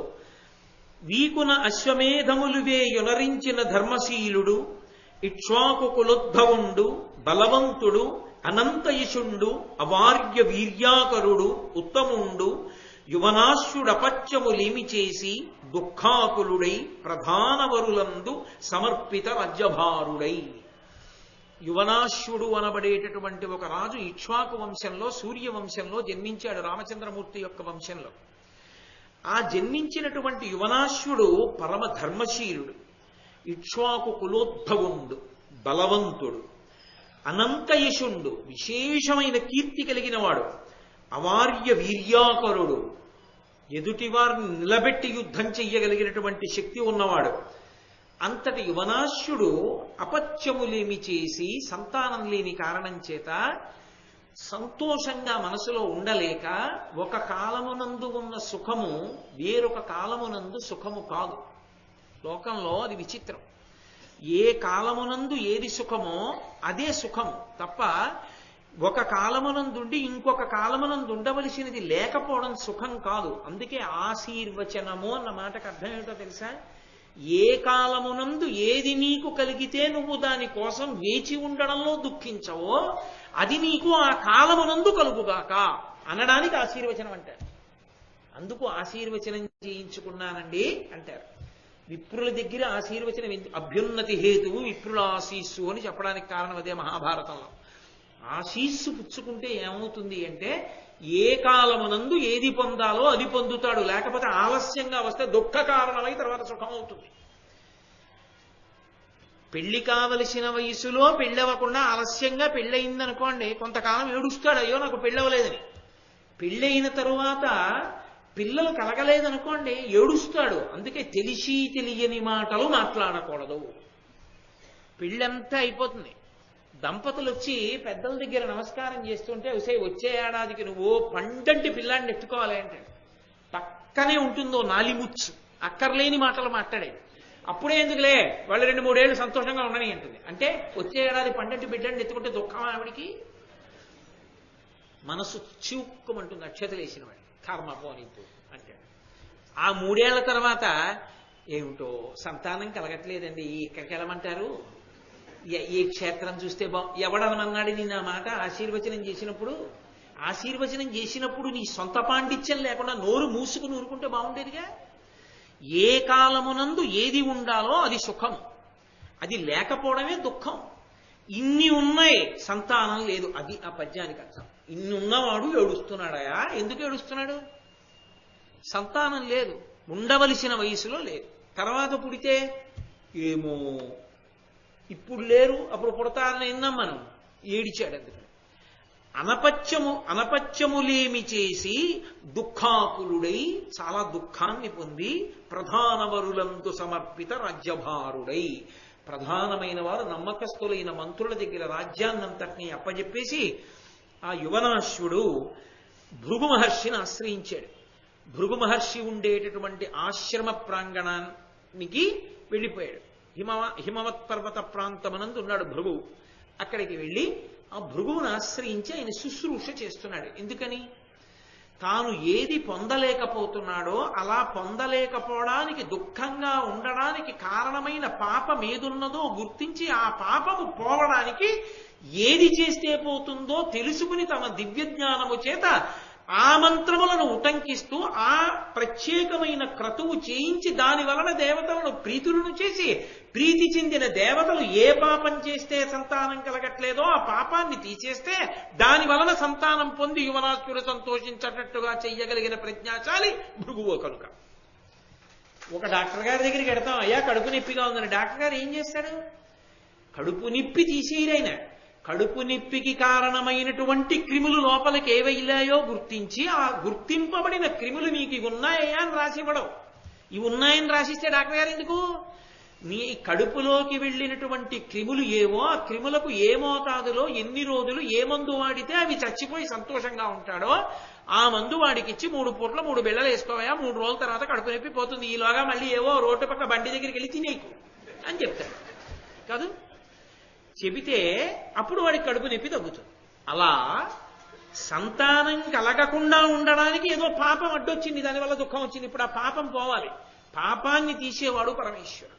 ఆ పరమేశ్వరుడు ప్రీతి చెందడానికి అగ్నిముఖంగా హవిస్సు ఇవ్వాలి. అందుకని అగ్ని కార్యం అవసరం. యజ్ఞమే అంత శక్తివంతమైంది, అది కారణం. యజ్ఞము తపస్సు ధర్మము మార్చి మార్చి చెప్తున్నాడు రామచ మహర్షి. అందుకే ఈ దేశపు శక్తి ఏమిటో చెప్తున్నాడు. అందుకే ఈ మాటలు ఈ కథలు మీకు ఇంకో చోట కనపడవు. 3 రోజుల ముందు పెళ్లి, వారం రోజుల తర్వాత విడాకులు కథలే ఉంటాయి పశ్చిమ దేశాలన్నీ. వాళ్ళేం చూపిస్తారు? ధర్మ మార్గం చూపిస్తే ఈ దేశం చూపించాలి. కాబట్టి ఆయన అందుకని వెళ్ళి భృగువుని పట్టుకున్నాడు. ఇప్పుడు భృగువు ప్రీతి చెందాలంటే ఏమంటే నా రాజ్యంలో సగం మీకు ఇస్తానంటే ఆయన అవతలబో అంటాడు. ఆయన ప్రీతి చెందాలంటే ఒక్క కారణానికే ప్రీతి చెందుతాడు, శుశ్రూష చేత ప్రీతి చెందుతాడు. గురువుగారు దేనికి ప్రీతి చెందుతారు? శిష్యుడి ప్రేమ చూసి, ప్రేమతో చేసిన సేవ వలన. గురువుగారు పడుకుంటే నిద్ర పట్టే వరకు కాళ్ళు ఒత్తాడు, గురువుగారు పడుకుంటే దోమలు కుట్టకుండా విసినికర్ర పెట్టి విసిరాడు, గురువుగారు స్నానానికి ఎడుతుంటే పంచి పట్టుకుని వెనకాతల వెళ్ళాడు. గురువుగారు స్నానం చేసి బయటకు వస్తే పంచి తీసుకుని పిడిచాడు. ఆ శుశ్రూషకి పొంగిపోతాడు గురువు. కాబట్టి భృగువుని సేవించాడు. ఒక రోజున భృగువు అన్నాడు, నీకు పిల్లలు లేరు, ఏడుస్తున్నావు, నీకు పిల్లలు కలగాలంటే పుత్రకామేష్టి చెయ్యాలి, పుత్రకామేష్టి చేస్తాను అని ఆయన పుత్రకామేష్టి చేశాడు. తాను ఎక్కడున్నాడో అక్కడే చేశాడంటే మీ ఊరు వచ్చి చేస్తానండి, ఇక్కడైతే అక్కడైతే మా వాళ్ళందరూ భోజనాలకు వస్తారండి, అలాంటి పిచ్చి మాటలు ఉండవు. గురువుది నిర్ణయం, ఇక్కడ చేస్తాను అన్నాడు. తప్పకుండా కావలసింది గురువు గారి నిర్ణయాన్ని అనుసరించి తన కోరిక తీరడం. అలాగే పుత్రకామేష్టి యాగాన్ని చేశాడు. చేసినప్పుడు ఆయన ఏం చేశాడంటే, ఈయనకి కొడుకు కలగడానికి దేవతలందరి యొక్క అనుగ్రహాన్ని కూడా జలములలోకి లాగాడు మంత్రముల చేత. అందుకే నీటికి తజ్జలాన్ అని పేరు. తత్ అంటే పరమేశ్వరుడు, పరబ్రహ్మము, అది అని నపుంసకవాచకంలో వాడతారు. తత్ అంటే అది. ఆడా మగా నపుంసకమా, స్త్రీ పురుష నపుంసకమూర్తిను కాక తిర్యక్కమరనరాది మూర్తిను కాక కర్మ గుణభేద సరసత్ ప్రకాశి కాక వెనుక నందియుతానగు విభుతలంతు, అది అంతే. కాబట్టి అది స్త్రీయా పురుషుడా నపుంసకమా అదేముండదు ఇహ దానికి. అదొక చిత్, అది వెలుగు, అదొక భాష. అటువంటి పరబ్రహ్మాన్ని ఆయన అనుగ్రహం ఎందులోకి వెడుతుందంటే నీటిలోకి వెడుతుంది ఎప్పుడు. అందుకే ప్రధాన కలశ అని పెడతారు. పెట్టి ప్రధాన కలశలోకి తీస్తారు ఆ శక్తిని. పుణ్యాహవాచనము అని చేస్తారు. నీటిలోకి తీసుకుంటారు శక్తిని. తీసుకుని ఆ నీటిని ప్రోక్షిస్తారు. అశౌచం వదిలిపెడతారు. ఏ కోరిక కోరుతున్నావో ఆ కోరికతో ఆ దేవతల యొక్క శక్తులన్నీ నీటిలోకి వెడతాయి. ఒక్కొక్క పదార్థానికి ఒక లక్షణం ఉండదండి. విద్యుత్ తీగని తీసుకొచ్చి ఒక కొయ్య మీద పెట్టారనుకోండి ఎక్కదు. అదే రాగి తీగ మీద పెట్టారనుకోండి ఎక్కుతుంది. ఈశ్వరానుగ్రహం మంత్రానికి నీటిలోకి ప్రవేశిస్తుంది, అది లెక్క. అలా ఎలా అండి అంటే కరెంటు తీగ కొయ్యలోకి ఎందుకు ఎక్కలా? ఇది అంతే. ఇక్కడ కూడా మంత్రశక్తి చేత ఆ శబ్దం స్వరంతో పలికితే దేవతలు వస్తారు.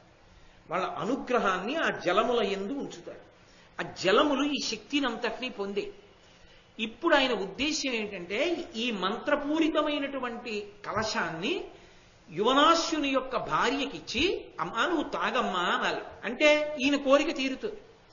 ఈయన తేజస్సు ఋతుస్నాత అయిన భార్య యందు ప్రవేశించి ఆమె గర్భాన్ని ధరిస్తుంది. ప్రతిబంధకమైనటువంటి దోషం పోతుంది. అందుకని ఆయన కలశలోకి ఆ మంత్రశక్తితో కూడుకున్నటువంటి స్థితితో ఏర్పాటు చేసి, పూర్తయిపోయింది యాగం, ఇక మరునాడు ఇద్దామని ఆ కలశ తీసుకెళ్లి జాగ్రత్తగా భద్రం చేసి శిష్యుల్ని పిలిచి, ఒరే రాత్రంతా ఈ కలశ జాగ్రత్తగా కాపాడండి రా అక్కడ పెట్టి ఆయన వెళ్ళిపోయాడు. ఆ శిష్యులు బాగా బడలిపోయారు. యాగం చేసి చేసి చేసి చేసి అలిసిపోయారు. ఇంత రాత్రి అయిపోయింది, ఇప్పుడు ఎవడొచ్చి కలశలో నీళ్లు తాగేస్తాడులే అని పడుకున్నారు. ప్రారబ్ధం అనే మాట ఉంది కదూ. యువనాశ్యుడికి దాహం వేసి ఆశ్రమంలో కదున్నాడు. ఎవరక్కడ అనడానికి అంతఃపురం కాదు, అది గురువు గారి ఆశ్రమం. తనే లేచి నీళ్లు వెతుక్కుంటున్నాడు. ఈ కలశ కనపడేది.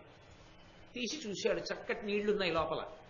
ఎత్తి గడగడ గడగడగడ తాగేశాడు. తాగి అక్కడ పెట్టాడు. మర్నాడు భృగు వచ్చాడు. యువనాశ్యుడి భార్యని పిలిచి ఇద్దామని. నీళ్లు లేవు. ఇందులో నీళ్లు ఏమయ్యాయన్నాడు. యువనాశ్యుడు వచ్చి అన్నాడు, రాత్రి దాహం వేస్తే నేనే తాగానన్నాడు. ఆయన అన్నాడు, దేవతాశక్తిని అందులోకి తీసుకున్న తర్వాత అంతే, ఇంకా నువ్వే గర్భం ధరిస్తావు. నేను గర్భం ధరిస్తే సంతానోత్పత్తి ఎలా బయటికి వస్తుంది బిడ్డ? నీ శరీరమునకు ఆ అమరిక లేదు కనుక నీ శరీరాన్ని చీల్చేస్తుంది బయటికి వచ్చేటప్పుడు. నువ్వు మరణిస్తావు, తప్పదు. ఒకసారి దేవతానుగ్రహాన్ని తీసేసుకున్నాను అందులోకి, కాబట్టి నీ కడుపులోనే పెరుగుతాడు వాడంతే. ఇప్పుడు నీకున అశ్వమేధముల వేయనురుంచిన ధర్మశీలుడైనటువంటి ఆ యువనాశ్వుడికి ఆ మంత్రపూరితమైనటువంటి కలశలో ఉన్నటువంటి నీరు తాగిన కారణం చేత గర్భం ధరించాడు. గర్భం ధరించి 100 సంవత్సరములు పిల్లవాడు లోపలే ఉండిపోయాడు. వాడు ఎంత పెరిగాడో చూడండి. 100 ఏళ్లు ఆ యువనాశ్యుడి కడుపులో ఉండి ఒక రోజున ఎడం పక్కన ఉన్నటువంటి శరీరాన్ని చీల్చుకుని పైకొచ్చాడు. పైకొచ్చి కింద పడ్డాడు. కింద పడితే వాడికి పాలిచ్చేవాళ్ళు ఎవరు? వాడిని పోషించేవాళ్ళు ఎవరు? తండ్రి కడుపులోంచి వచ్చాడు వాడు, తల్లి కడుపులోంచి రాలేదు. అది మంత్రశక్తి. అలా అవుతుందా అండి అంటే అవుతుంది అంతే. మరి అలా చెయ్యగలిగిన దక్షత ఉన్నవాడు ఉంటే సంభవం అయింది దానికి.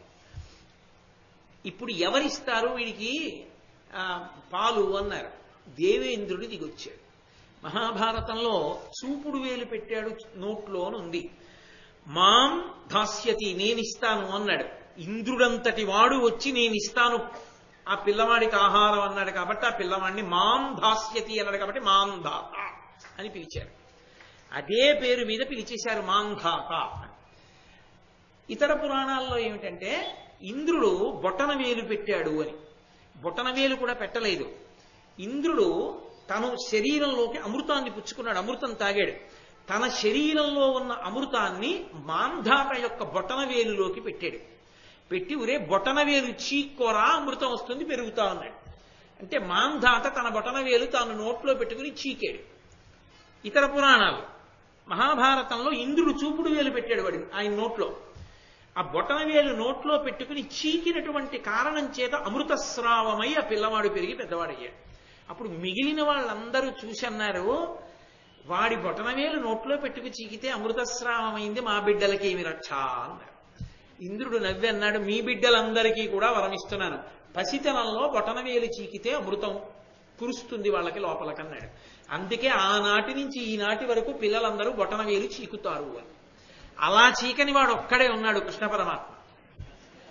ఆయన ఏం చేశాడు, ఆయన అందరూ చేతి బొటనవేలు చీకితే ఆయన కాలి బొటనవేలు చీకాడు. కరారవిందేన పదారవిందం ముఖారవిందే వినివేశయంతం వటస్య పత్రస్య పుటేశయానం బాలం ముకుందం మనసా స్మరామి అంటాడు లీలాశకుడు కృష్ణ కర్ణామృతంలో. ఆయన మార్కండేయ మహర్షి ప్రళయకాలంలో వచ్చి ఆయన ఆయుర్దాయం అటువంటిది. ఈ ప్రళయం అంతా అయిపోయిన తర్వాత ఎవరుంటారు నేను చూడాలనుకుంటున్నాను అన్నాడు. రావ్యాకు మీద పడుకుని కనపడ్డాడు ప్రళయ జలాల మీద తేలుతూ కృష్ణ పరమాత్మ. వటపత్రశాయి అంటారు. ఆ వటపత్రశాయి కరారవిందేన పదారవిందం, పద్మం లాంటి చేత్తో పద్మం లాంటి కాలట్టుకుని ముఖారవిందే వినివేశయంతం, కాలి బొటనవేలు నోట్లో పెట్టుకుని చీకుతూ పడుకుని ఉన్నాడు. ఇదేమయ్యా అమృతస్రావం అవ్వాలంటే అందరూ చేతి బొటనవేలు కదా పెట్టుకుంటారు పసితనంలో, నువ్వు కాలి బొటనవేలు పెట్టుకున్నావు ఎందుకు అన్నారు. ఇంద్రుడంటే తను తాగిన అమృతం పిల్లల బొటనవేలులో రావాలన్నాడు, కానీ నాది అమృతవపు విష్ణు సహస్రంలో లేదు. శరీరం అంతా అమృతం నాది, కాబట్టి చేతి వేలైతేనే కాలి వేలైతేనే అందరిలా నేనెందుకు వద్దు కాలి బొటనవేలు ఎట్టుకున్నాను అన్నాడు వటపత్రశాయి. కాబట్టి అందుకని లీలాకృష్ణుడు కరారవిందేన పదారవిందం ముఖారవిందే వినివేశయంతం వటస్య పత్రస్య పుటేశయానం బాలం ముకుందం మనసా స్మరామి అన్నాడు. కాబట్టి ఆ ఇంద్రుడు వచ్చి తన చూపుడు వేలు ఆ పిల్లవాడి నోటిలో పెట్టి అమృతాన్ని స్రవింపచేసి ఆ పిల్లవాడు పెరగడానికి కారణమయ్యాడు. కాబట్టి ఆ పిల్లవాడికి మాంధాత అని పేరు వచ్చింది. ఇప్పుడు ఈ పిల్లవాడు కారణజన్ముడు. కారణజన్ముడైన కారణం చేత ఆయన చిన్నతనంలో కూర్చుని ధ్యానం చేశాడు. ధ్యానమాత్రణ చేసి వేదములు సర్వశాస్త్రములు ధనుర్వేదము సకల విద్య సాయక ప్రయోగంబులు జట్ట వచ్చి పొందే మంధాతృ త్రిభువన పూజ్యునొప్ప. ఆయన ధ్యానం చేసినంత మాత్రం చేత దేవతల అనుగ్రహంతో వేదములు సర్వశాస్త్రములు ధనుర్వేదము సకల దివ్యమైనటువంటి మంత్రములు ప్రయోగ ఉపసంహారములతో వచ్చి ఆయన మేధస్సు యందు ప్రచోదనాన్ని పొందే అన్నీ తెలుసుకున్నవాడయ్యాడు. అటువంటి మాంధాత రాజ్యం చేస్తున్న కాలంలో ఒకప్పుడు క్షామం వచ్చింది, వర్షం పడలేదు. వర్షం కురిపించడానికి అధికారం ఉన్నవాడు దేవేంద్రుడు. ఇంద్రుడు వర్షం కురిపించలేదని కోపం వచ్చి మాంధాత యుద్ధానికి బయలుదేరాడు. భూమికి అనావృష్టి అయిన కడు నల్గి పురుహూతుతోడ భీమ సంగ్రామంబు చేసి తన దివ్య పృథు సాయకముల సామజావలినేయునట్లు మేఘ సంచయముల వేసి భూమికి కురియించే వర్షములు సస్యములు వృద్ధి పొందా. నల్లని ఏనుగుల గుంపుల మీద రాజులు ఎలా బాణాలు వేసి యుద్ధంలో వాటిని పడగొడతారో అలా దేవేంద్రుడి మీద యుద్ధం చేసి దేవేంద్రుణ్ణి ఓడించి ఆయన అధీనంలో ఉన్నటువంటి మేఘముల మీద బాణాలు వేసి బలవంతంగా తీసుకొచ్చి కురిపించి వర్షాలు కురిపించి పంటలు పండేట్టు చేసినటువంటి మహానుభావుడు మాంధాత. ఇంద్రుణ్ణి గెలిచి మేఘాలని తీసుకొచ్చాడు. అంతటి వైభవోపేతమైనటువంటి జీవితం ఉన్నవాడయా మాంధాత అంటే. ఆ మాంధాత ఇదిగో ఈ యమునా నదీ తీరంలో ఇక్కడే అద్భుతమైనటువంటి యాగం చేశాడు. ఆ మాంధాత పట్టుకున్నటువంటి విల్లుకి ప్రత్యేకంగా అజగవము అని పేరు. ఆయన యజ్ఞం చేసిన ప్రదేశం ఇదిగో ఈ తటంలో ఈ సరోవరంలో స్నానం చేయి ధర్మరాజా. ఇంత పవిత్ర ప్రదేశాలివి, ఇక్కడ స్నానం చేస్తే నీకు విశేషమైనటువంటి తేజస్సు కలుగుతుంది, దాని వలన వృద్ధిలోకి వస్తావని ధర్మరాజు గారితో స్నానం చేయించి ఇక్కడే సోమకుడు 100 పిల్లలను పొందాలనేటటువంటి కోరికతో ఒకప్పుడు గొప్ప యజ్ఞం చేశాడయా. ఆ యజ్ఞం అందరూ కూడా తెలుసుకుని ధర్మ వివక్షను నేర్చుకోవలసినటువంటిది అన్నాడు రోమశ మహర్షి. అబ్బా పోన్లేదురు ఎన్ని చెప్తారు అనలేదు ధర్మరాజు గారు. సోమకుడా 100 పిల్లల కోసం యజ్ఞం చేశాడా, అందులో ధర్మ వివక్ష తెలుసుకోవాలా, ఏది ఏది ఏది చెప్పండి ఒక్కసారి, ఇక్కడే నా యజ్ఞం చేసింది ఒక్కసారి చెప్పండి అదేమిటో అన్నాడు. అంటే ఆయన చెప్పడం ప్రారంభం చేశాడు. సోమకుడును రాజర్షి మహామఖమనరించే జంతుడును ఒక్క సుతున్ భూమీష పడసే, అతని భామలు 100 కొడుకు పరమప్రీతిన్. ఒకానొకప్పుడు సోమకుడు అనబడేటటువంటి రాజర్షి ఉండేవాడు. ఆయనకి 100 భార్యలు, ఒక్కడే కొడుకు. ఆ ఒక్క కొడుక్కి జంతుడు అని పేరు. జంతుడు అని పేరు కలిగినటువంటి ఆ ఒక్క కొడుకు 100 భార్యలు. కానీ ఆ 100 కూడా ఈ కొడుకు తమ కొడుకే అని అత్యంత ప్రేమతో పెంచుతుండేవారు. ఇక కంటిని రెప్ప అని పోల్చడం కూడా కష్టం. అంత జాగ్రత్తగా 100 మంది రాణులు రాజు కలిసి వాడిని అల్లారముద్దుగా పెంచుతున్నారు. పెంచుతుంటే వాళ్ళకి గొప్పేమో కానీ చీమకు గొప్ప కాదు కదండి, అది ఎక్కడి నుంచి వస్తుంది? అది 100 వాడిని అంత అల్లారముద్దుగా పెంచుతుంటే ఒక రోజున ఒక ఎర్ర చీమ ఎక్కడి నుంచో వచ్చి వాడి తొడ మీద ఎక్కి కుట్టింది. చీమ కుడుతుంది కనుక చీమ కరిచింది కాదు, చీమ కుట్టింది. కరిచింది అన్నమాట వేరు, కుట్టింది అన్నమాట వేరు. కుట్టడం ఎక్కడో కరవడం ఎక్కడో తెలిసి చెప్పాలి కదా. ఇప్పుడు మళ్ళీ కుట్టడం కరవడం ఇవన్నీ ఎందుకు కానీ. కాబట్టి చీమ కుట్టింది వాడు ఏడిచాడు. ఏడుస్తున్నాడని 100 మంది వచ్చి చూశారు, 200 కళ్ళేసుకుని. తొడ మీద చీమ కనపడి దాన్ని వెంటనే తీసి చంపేసి 100 గుండెలు బాదుకుని ఏడిచారు పిల్లాడితో కలిపి. రాజు గబగబా వచ్చి ఏమైంది, ఎందుకు ఏడుస్తున్నారు 100 అన్నాడు. ఒక్క కొడుకు, వాడి తొడ మీద చీమ కుట్టేసింది, మేము ఉండి ఎందుకు ఇంకా ప్రయోజనం అన్నాడు. రాజు వెంటనే తెల్లబోయి ఇదేమిట్రా, వీళ్ళు 100 ఉండి ఒక్క కొడుక్కి తొడ మీద చీమ కుట్టిందని ఏడిచారు, ఇలాంటి కొడుకు ఒక్కడే ఉంటే ఎవరికి తెలుసురా జీవన్మరణములు, రేపు ఏమైనా జరగరానిది జరిగితే వీళ్ళందరూ ఏమైపోతారనుకొని గబగబా సభలోకి వెళ్ళాడు. ఆయనకో విచిత్రమైన ఆలోచన వచ్చింది. వచ్చి ఆయన సభ తీర్చాడు, పురోహితులందరినీ పిలిచాడు, బ్రాహ్మణుల్ని పిలిచి ఆయన ఓ ప్రశ్న వేశాడు. నాకు 100 భార్యలు, ఒక్కడే కొడుకు, వాడి తొడ మీద చీమ కుట్టింది, 100 ఏడిచారు. ఒక్కడే కొడుకు ఉండడం కన్నా ఎక్కువ మంది కొడుకులుంటే మంచిదా? నా 100 భార్యలకి ఒక్కొక్క కొడుకు చొప్పున 100 కొడుకులు పుట్టే అవకాశం ఏమైనా ఉందా చెప్పండి అన్నాడు. అంటే ఒక పురోహితుడు లేచాడు. అందులో లేచి, ధరణినాథ, నీ భార్య శతంబునందు బరగ 100 పుత్రుల బడయ నీకు అభిమతంబేని తగు తగదనక నీవు కడగి మా చేయ బంచిన క్రతువు చేయు. నీ 100 భార్యల యందు ఒక్కొక్క భార్య యందు ఒక్కొక్కడి చప్పున 100 కొడుకులు కలగాలని నిజంగా నువ్వు అనుకుంటే నేను నీకు ఏం చెప్పానో అది అయ్య బాబోయ్ అలా చేయడమా అండి అనో, చెయ్యొచ్చా అండి అనో, ఇంకోళ్ళని అడుగుతానో అనకుండా నేను చెప్పింది చెప్పినట్టు చేసేయగలవా? చేసేస్తే పుడతారు, చేసేస్తాను అన్నాడు రాజు. చీమ కుడితేనే ఏడుస్తున్నారు, 100 కుడితే గొడవ వదిలిపోతుంది కదా, అందుకని చేసేస్తాను.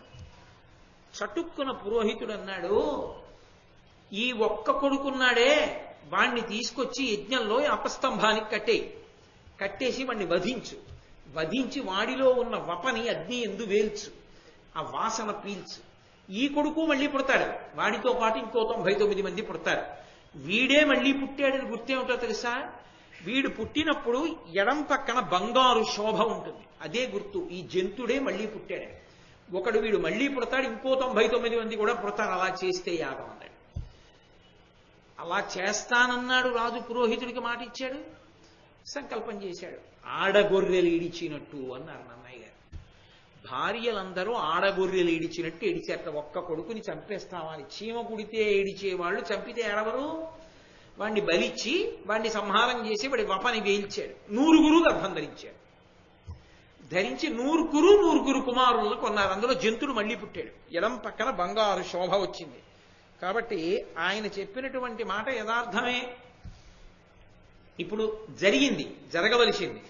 కానీ చాలా సంతోషించాడు. 9 కుమారులు పెద్దవాళ్ళు అయ్యారు, మంచివాళ్ళు అయ్యారు, సర్వలక్షణ లక్షితోపేతులు అయ్యారు. ఆనందంగా రోజులు గడిచిపోతున్నాయి. కాలం ఒక్కలా ఉండదుగా. రాజుగారు శరీరం విడిచిపెట్టేశాడు. విడిచిపెట్టేసి ఆయన ఉన్నత లోకాలకి వెళ్ళిపోతున్నాడు. వెళ్ళిపోతున్నప్పుడు ధర్మసభలో యమధర్మరాజు గారిని ఒకసారి పలకరించడానికి వచ్చాడు. వచ్చి ఆయనతో మాట్లాడి వెళ్ళిపోతూ యమలోకం నుంచి వెళుతున్నప్పుడు చూస్తే తనకి 9 కొడుకులు కలగడానికి యజ్ఞం చేయించినటువంటి పురోహితుడు ఎవరున్నాడో ఆయన యమలోకంలో మంటల్లో ఏడుస్తూ అరుస్తున్నాడు.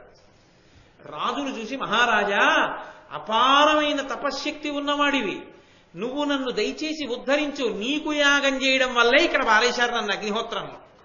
దానికి బ్రహ్మస్థానంలో కూర్చున్నాను, అందుకే ఇక్కడ పారేశారు, కాబట్టి నన్ను ఉద్ధరించన్నాడు. వెంటనే మహారాజు వెనక్కొచ్చి తన తపశ్శక్తిలో కొంత భాగాన్ని ధారపోశాడు. ధారపోస్తే ఆ పుణ్యము వలన విడిచిపెట్టేశారు పురోహితుణ్ణి. రాజు పురోహితుణ్ణి వెంట పెట్టుకుని స్వర్గలోకానికి వెళ్ళిపోయాడు. ఇందులో ఉన్న ధర్మాధర్మ వివక్ష తెలుసుకో సుమా ధర్మరాజా అన్నాడు రోమశ మహర్షి. ఇది ఐతిహ్యం చిన్నది, చాలా చిన్న ఉపాఖ్యానం. అరణ్యకాండలో ఎన్నో ఉపాఖ్యానాలు ఉంటాయి. అన్ని గురువులు చెప్తుంటారు రోమశాదులు. వాటిలో ఉన్న ధర్మ సూక్ష్మాన్ని తెలుసుకోవాలి. సంతాన సంబంధంగా యజ్ఞము యొక్క విశేషం ఏమి అంటే, ఒక్క సంతానం కలిగినా చాలు, అది యజ్ఞప్రసాదం. అది ఒక కొడుకు కానివ్వండి, కూతురు కానివ్వండి, ఎవరు కానివ్వండి, ఆ బిడ్డ కలిగినందుకు పొంగిపోవాలి యజ్ఞప్రసాదం తప్ప మళ్ళీ ఆ బిడ్డనే పణంగా పెట్టి వాళ్ళని బలిచ్చి ఇంకా సంతానాన్ని పొందుదామనుకోవడం, పిల్లల్ని తీసుకెళ్లి అలాంటి పనులు చేయడం పరమ విరుద్ధం శాస్త్రానికి. కలిగితే కలిగి ఉండవచ్చుగాక, కానీ పెద్ద అధర్మం జరిగింది. అది చెప్పినవాడు పురోహితుడు అలా చెయ్యమని. కాబట్టి అది చెప్పి కర్మ చేయించి బ్రహ్మస్థానమనందున్నావు కాబట్టి నువ్వు వెళ్ళిపో నరకానికి అన్నాడు.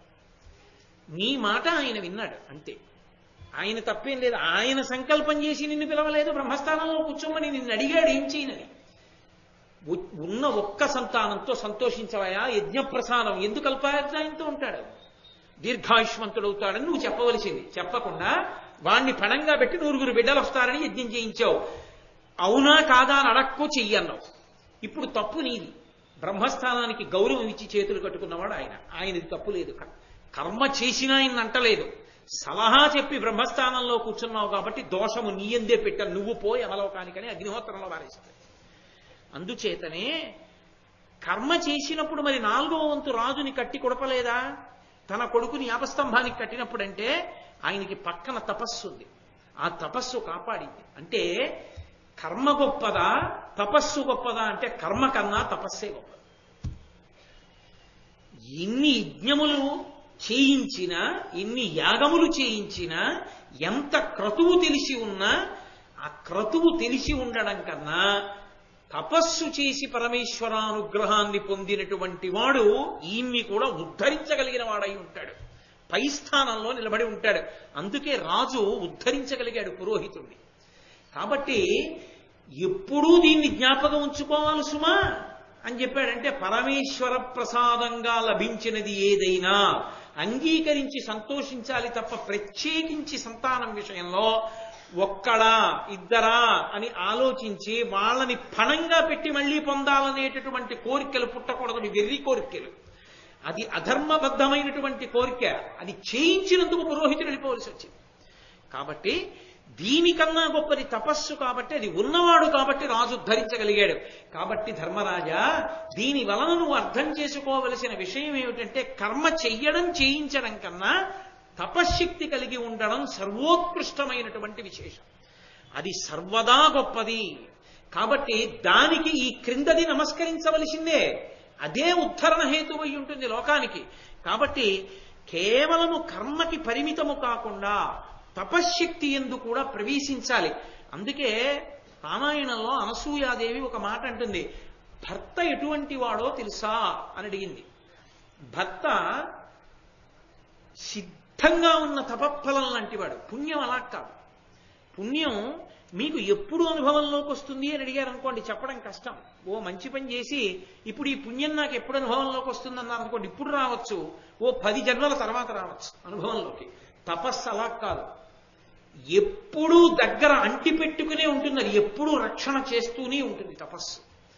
అందుకే తపస్సు గొప్పది. తపస్సు వైపుకి అడుగు వెయ్యాలి ప్రతివాడు. తపస్సు అంటే ఎక్కడికో వెళ్ళిపోయి చెట్టు కింద కూర్చోవడం కాదు. నేను మీతో మొన్ననే మనవి చేశా, శృణ్వంతపః.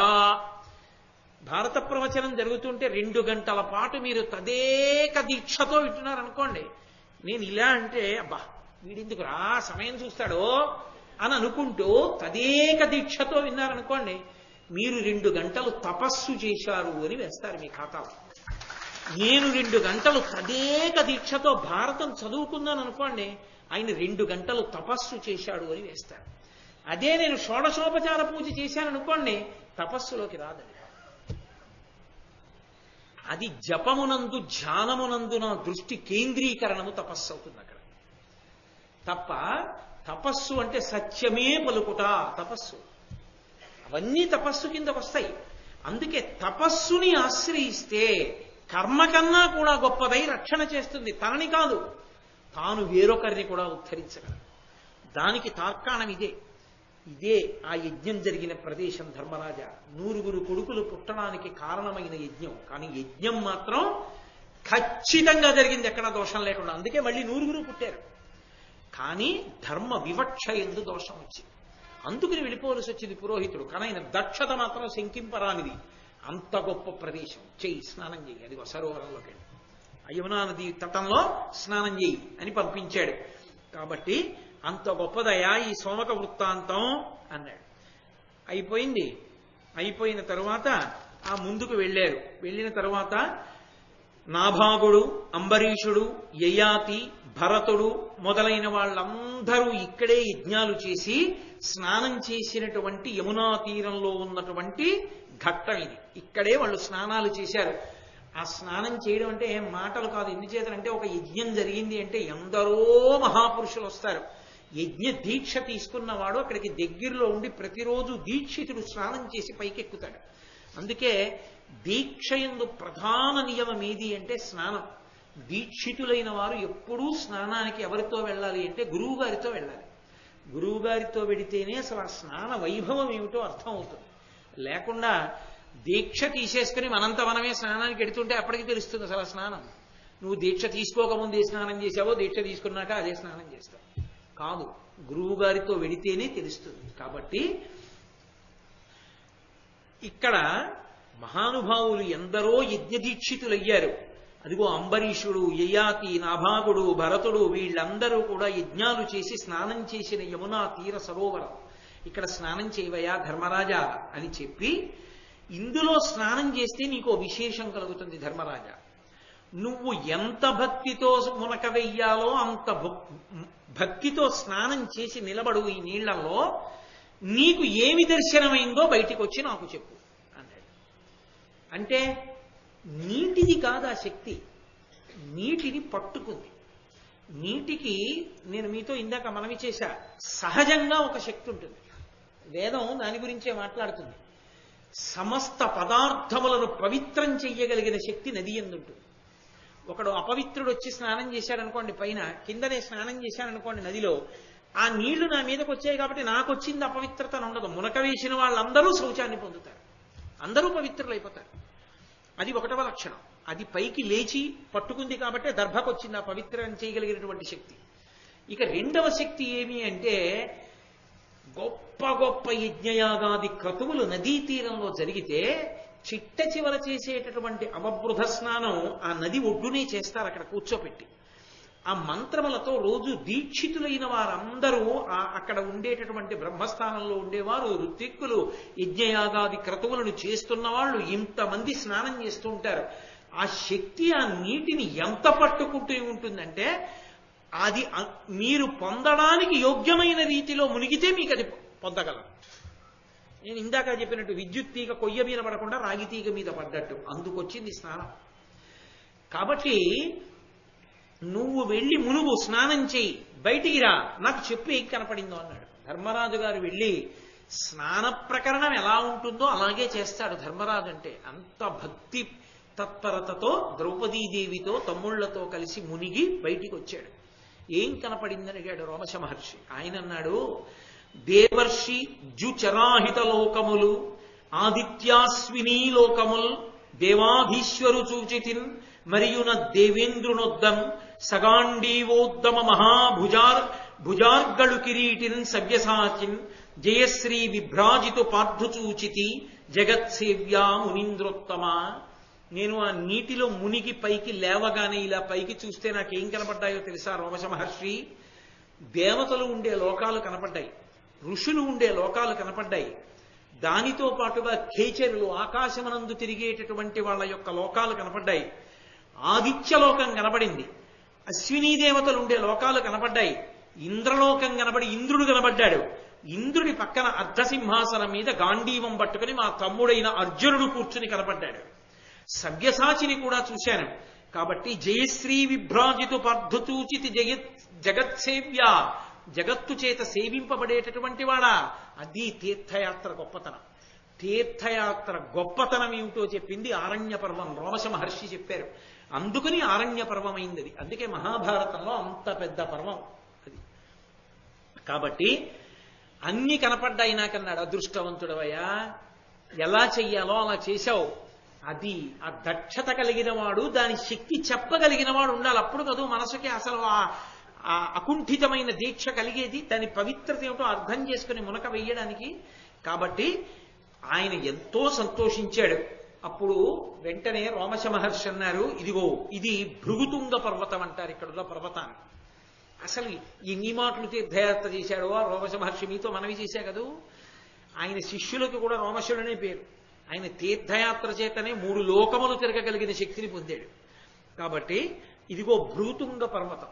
ఇక్కడ శిబి చక్రవర్తి గొప్ప యజ్ఞం చేశాడు. ఆ శిబి చక్రవర్తి ఆనాడు కాదు, తన యొక్క ఔదార్యము చేత ఎప్పటికీ స్మరించగలిగినటువంటి మహానుభావుడయ్యాడయా ధర్మరాజా. ఎప్పటికీ స్మరించవలసిన వాడయ్యాడా. శిబి చక్రవర్తి ఈ పర్వతం మీద యజ్ఞం చేశాడా? ఏది ఏది ఏది ఏది నాకు ఒక్కసారి శిబి చక్రవర్తి గురించి చెప్పండి.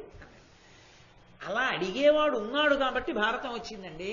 అడిగేవాడు లేకపోతే అసలు రోమశ మహర్షిని ధర్మరాజు గారు ఇవన్నీ అడగకుండా చాలేదు కాసేపు రూమ్కి వెళ్ళిపోయి రెస్ట్ తీసుకుందాం అన్నాడు అనుకోండి, ఇంకా భారతం ఎక్కడి నుంచి వస్తుంది? ఆ ఉత్సాహం ఉంది కాబట్టి భారతం వచ్చింది. కాబట్టి ఆ శిబి చక్రవర్తి గురించి చెప్తున్నాడు రోమశ మహర్షి. ఒకానొక సమయంలో ఆయన సభ తీర్చి ఉన్నాడు శిబి చక్రవర్తి. ఎవరికి ఏది కోరితే అది దానం చేస్తాడు. పరమధర్మమూర్తి, ధర్మ వివక్ష ఉన్నవాడు. ఈ మాట నేను అన్నప్పుడు ఎవరికి ఏది పడితే అది దానం చేస్తాడు అంటే సమాజాన్ని పాడు చేసే వాళ్ళకి పనికొచ్చేవి కూడా దానం చేస్తాడని కాదు దాని అర్థం. దొంగలు వచ్చి బాగా పదునైన కత్తులు 4 ఇద్దరు రాత్రి పొడి చేసి దొంగతనాలు చేస్తామంటే దానాలు చేస్తాడని అర్థం చేసుకోకూడదు. దానము ధర్మబద్ధము. అందుకే దానము చేసినప్పుడు ధార్మికంగానే చెయ్యాలి. ఇచ్చినప్పుడు యోగ్యునకే ఇవ్వాలి. అది పుచ్చుకోవడానికి అర్హుడనుకున్న వాడికి ఇవ్వాలి తప్ప అది పుచ్చుకోవడానికి అనర్హుడైన వాడికి ఇవ్వకూడదు. అది అలా మీరు ఇచ్చారనుకోండి, ఇస్తే నిరుపయోగం అయిపోతుంది ఆ వస్తువు. ఎవరికిస్తే పొంగిపోతాడో ఆయనకి ఇవ్వాలి. మీరు పట్టుకెళ్ళి ఒక పుస్తకాన్ని ఎవరికిస్తే ఆయన కళ్ళకద్దుకుని చెవిన పెట్టుకుని చదువుకుని పరవశించిపోతాడో ఆయనకి ఇవ్వాలి. కానీ అది పట్టుకెళ్ళి బియ్యం డబ్బా ఓ పక్క ఒరిగిపోతుంది, ఇది పెడితే గట్టిగా అట్టుంది బాగుంటుందని కింద ఒత్తు పెట్టుకునేవాడికి పుస్తకం ఇస్తే ఎందుకది? అది చిరిగి పాడైపోతుంది. కాబట్టి ఎవరికి ఇవ్వాలో వాళ్ళకి ఇవ్వాలి. పాత్రత నిరిగి దానము. ఆ పాత్రత చెప్పగలిగిన వాడెవరు? గురువు ఒక్కడే. ఈయన దీనికి అర్హుడు, ఇది చెయ్యవయా అని చెప్పవలసిన వాడు గురువు, చెప్పినప్పుడు పాటించవలసిన వాడు శిష్యుడు. అందుకే గురువుది సలహా కాదు, ఆజ్ఞ. కాబట్టి శిబి చక్రవర్తి సభలో ఉన్నాడు, గొప్ప దానశీలి. ఇంత గొప్ప దానశీలి అంటారు కదా, పరీక్ష చేద్దాం. ఎందుకు ఈ పరీక్షలు? దేవతలకు పనే ఉండదేమిటి అంటే వాళ్ళు పరీక్ష చేయడం అన్న మాటకు అర్థం వాళ్ళకి నమ్మకం లేక కాదు. దాన్ని మీరు జాగ్రత్తగా అర్థం చేసుకోవాలి. వాళ్ళ గొప్పతనాన్ని లోకానికి తెలియచేయడానికి. లోకానికి తెలియచేస్తే వాళ్ళకేమొస్తుంది? మనలాంటి వాళ్ళని వింటే మనకు ఆదర్శంగా ఉంటుంది. పోనీ శిబి చక్రవర్తిలా బతకపోయినా కనీసం కొంత కారుణ్యంతో ఉందాం రా అన్న ఆలోచన వస్తుంది. అందుకు ప్రకాశింపజేస్తారు దేవతలు. అందుకే వాళ్ళ పేరే దేవతలు. దివ్, వాళ్ళు ప్రకాశం ఉన్నవాళ్ళు, మంచి గుణములను ప్రకాశింపజేస్తారు. ఒకనాడు ఇంద్రుడు డేగగా మారాడు, అగ్నిహోత్రుడు పావురంగా మారాడు. వేదంలో ఒక మాట ఉంది, పావురం ఎప్పుడూ డేగకే ఆహారం, డేగ తినేస్తుంది పావురాన్ని. అందుకని డేగ పావురాన్ని తరుగుతోంది. ఆంతరమునందు అది డేగ కాదు ఇంద్రుడు, పావురం కాదు అగ్ని, వాళ్ళిద్దరూ పరీక్షార్థం వచ్చారు. ఆ పావురం పరిగెత్తుకుంటూ వచ్చి శిబి చక్రవర్తి కూర్చుని ఉంటే ఆయన పాదముల దగ్గర పడిపోయింది. డేగ కూడా అంతే వేగంగా వచ్చి పావురాన్ని ముక్కుతో కొట్టి ఎత్తుకుపోతుంటే వెంటనే ఆగు ఆగు ఆగు ఆగు, అది నన్ను శరణాగతి చేసింది, నా కాళ్ళ దగ్గర పడి, నువ్వు తినడానికి వీల్లేదన్నాడు. పక్షి మాట్లాడుతుందా? మాట్లాడుతుంది. ఎందుకు మాట్లాడుతుంది? ఆయా యుగముల యందు ఆయా ప్రాణులు ఆయా స్థితులలో అనుగ్రహించాలనుకున్నప్పుడు మాట్లాడాయి ఒక్కొక్క చోట. అందుకే చూడండి, ఒక్కొక్క చోట చిత్ర విచిత్రమైన లక్షణం ఉంటుంది. పక్షి కారణంగా విశేషమైనటువంటి క్షేత్రం అయ్యాయి కొన్ని. పక్షి తీర్థమని లేదు, వేల పట్టున మహానైవేద్యం పెట్టేటప్పటికి ఎక్కడున్న కొండ మించి వచ్చి ఆ ప్రసాదాన్ని తీసుకుని వెళ్ళిపోతుంది. ఒక్కొక్క చోట ఒక్కొక్క లక్షణం అలా ఉంటుంది. మీరు ఇప్పటికీ శృంగగిరిలో కాలభైరవ స్వామి దేవాలయానికి వెళ్ళండి, ఎప్పుడు ఒక నల్ల కుక్క పడుకుని ఉంటుంది అక్కడ. మరి ఏమో సాక్షాత్తు స్వామి ఆ రూపంలో పడుకుని ఉంటారు. కాబట్టి ఒక్కొక్క చోట ఒక్కొక్క ప్రత్యేకత. ఆ పక్షి ఆ పావురం ఏడిచింది, శిబి చక్రవర్తి అడ్డుపెట్టాడు. డేగ అంది, నువ్వు ధర్మాత్ముడివని నీకు పేరుంది లోకంలో, నన్ను తినద్దంటున్నావు. పరమేశ్వరుడు ఈ ప్రాణులను సృజించినప్పుడు నిర్ణయం చేశాడు ఏ ప్రాణి ఏ ప్రాణిని తినవచ్చు అని. డేగకి పావురం ఆహారం, నీకు ఇప్పుడు పావురం పట్ల దయగలిగింది, నన్ను తినద్దంటున్నావు. నేను ఒక మాట చెప్తాను, ఇప్పుడు నేను ఈ పావురాన్ని తినకపోతే నా ప్రాణాలు పోతాయి, నీరసంగా ఉన్నాను. నా ప్రాణం పోతే నా భార్య బిడ్డలు అనాథలవుతారు, అప్పుడు ఆ పాపం నీది కాదా? కాపాడడం తేలిక, అడిగిన ప్రశ్నకి జవాబు చెప్పడం కష్టం. ఎంత ధర్మ సూక్ష్మం అడిగిందో చూడండి. నేను పావురాన్ని చంపితే హింస, పావురాన్ని తినకపోవడం వల్ల నేను పడిపోతే హింస కాదా? ఆయన అన్నాడు, అరణ్యంలోకి వెళ్ళు, ఇంకా పక్షులు లేవా, ఇంకా జంతువులు లేవా, వాటిని కొట్టి తినలేవా? తిను. ఇది నా కాళ్ళ దగ్గర పడింది, శరణాగతి చేసింది, దీన్నే ఎందుకు తింటానంటావు? డేగ అంది, అడవిలోకి నీ వెళ్ళడం, ఆహారం దొరకడం ఎప్పుడు నా ఒంట్లో ఓపిక ఉంటే, నా ప్రాణాలు పోయేట్టున్నాయి, తింటేనే బతుకుతాడు, వద్దంటావేంటి? ఇప్పుడు నువ్వు నన్ను చంపిన పాపం నీకు రాదా? దాన్ని రక్షించిన పుణ్యం వచ్చింది, నేను చచ్చిపోయిన పాపం కూడా వచ్చిందా? నేను లేని కారణం చేత నా భార్య బిడ్డలు చచ్చిపోతారు, వాళ్ళ చచ్చిపోయిన పాపం నీ ఖాతాలోకే వచ్చిందా? ఒక్క పావురాన్ని బతికించిన పుణ్యాన్ని కోసం ఇన్నింటిని చంపిన పాపం మూట కట్టుకుంటావా? అది ధర్మమా? అధర్మం కాదా నా ఆహారాన్ని నా నోటి దగ్గర నుంచి లాగేయడం? చెప్పు శిబి.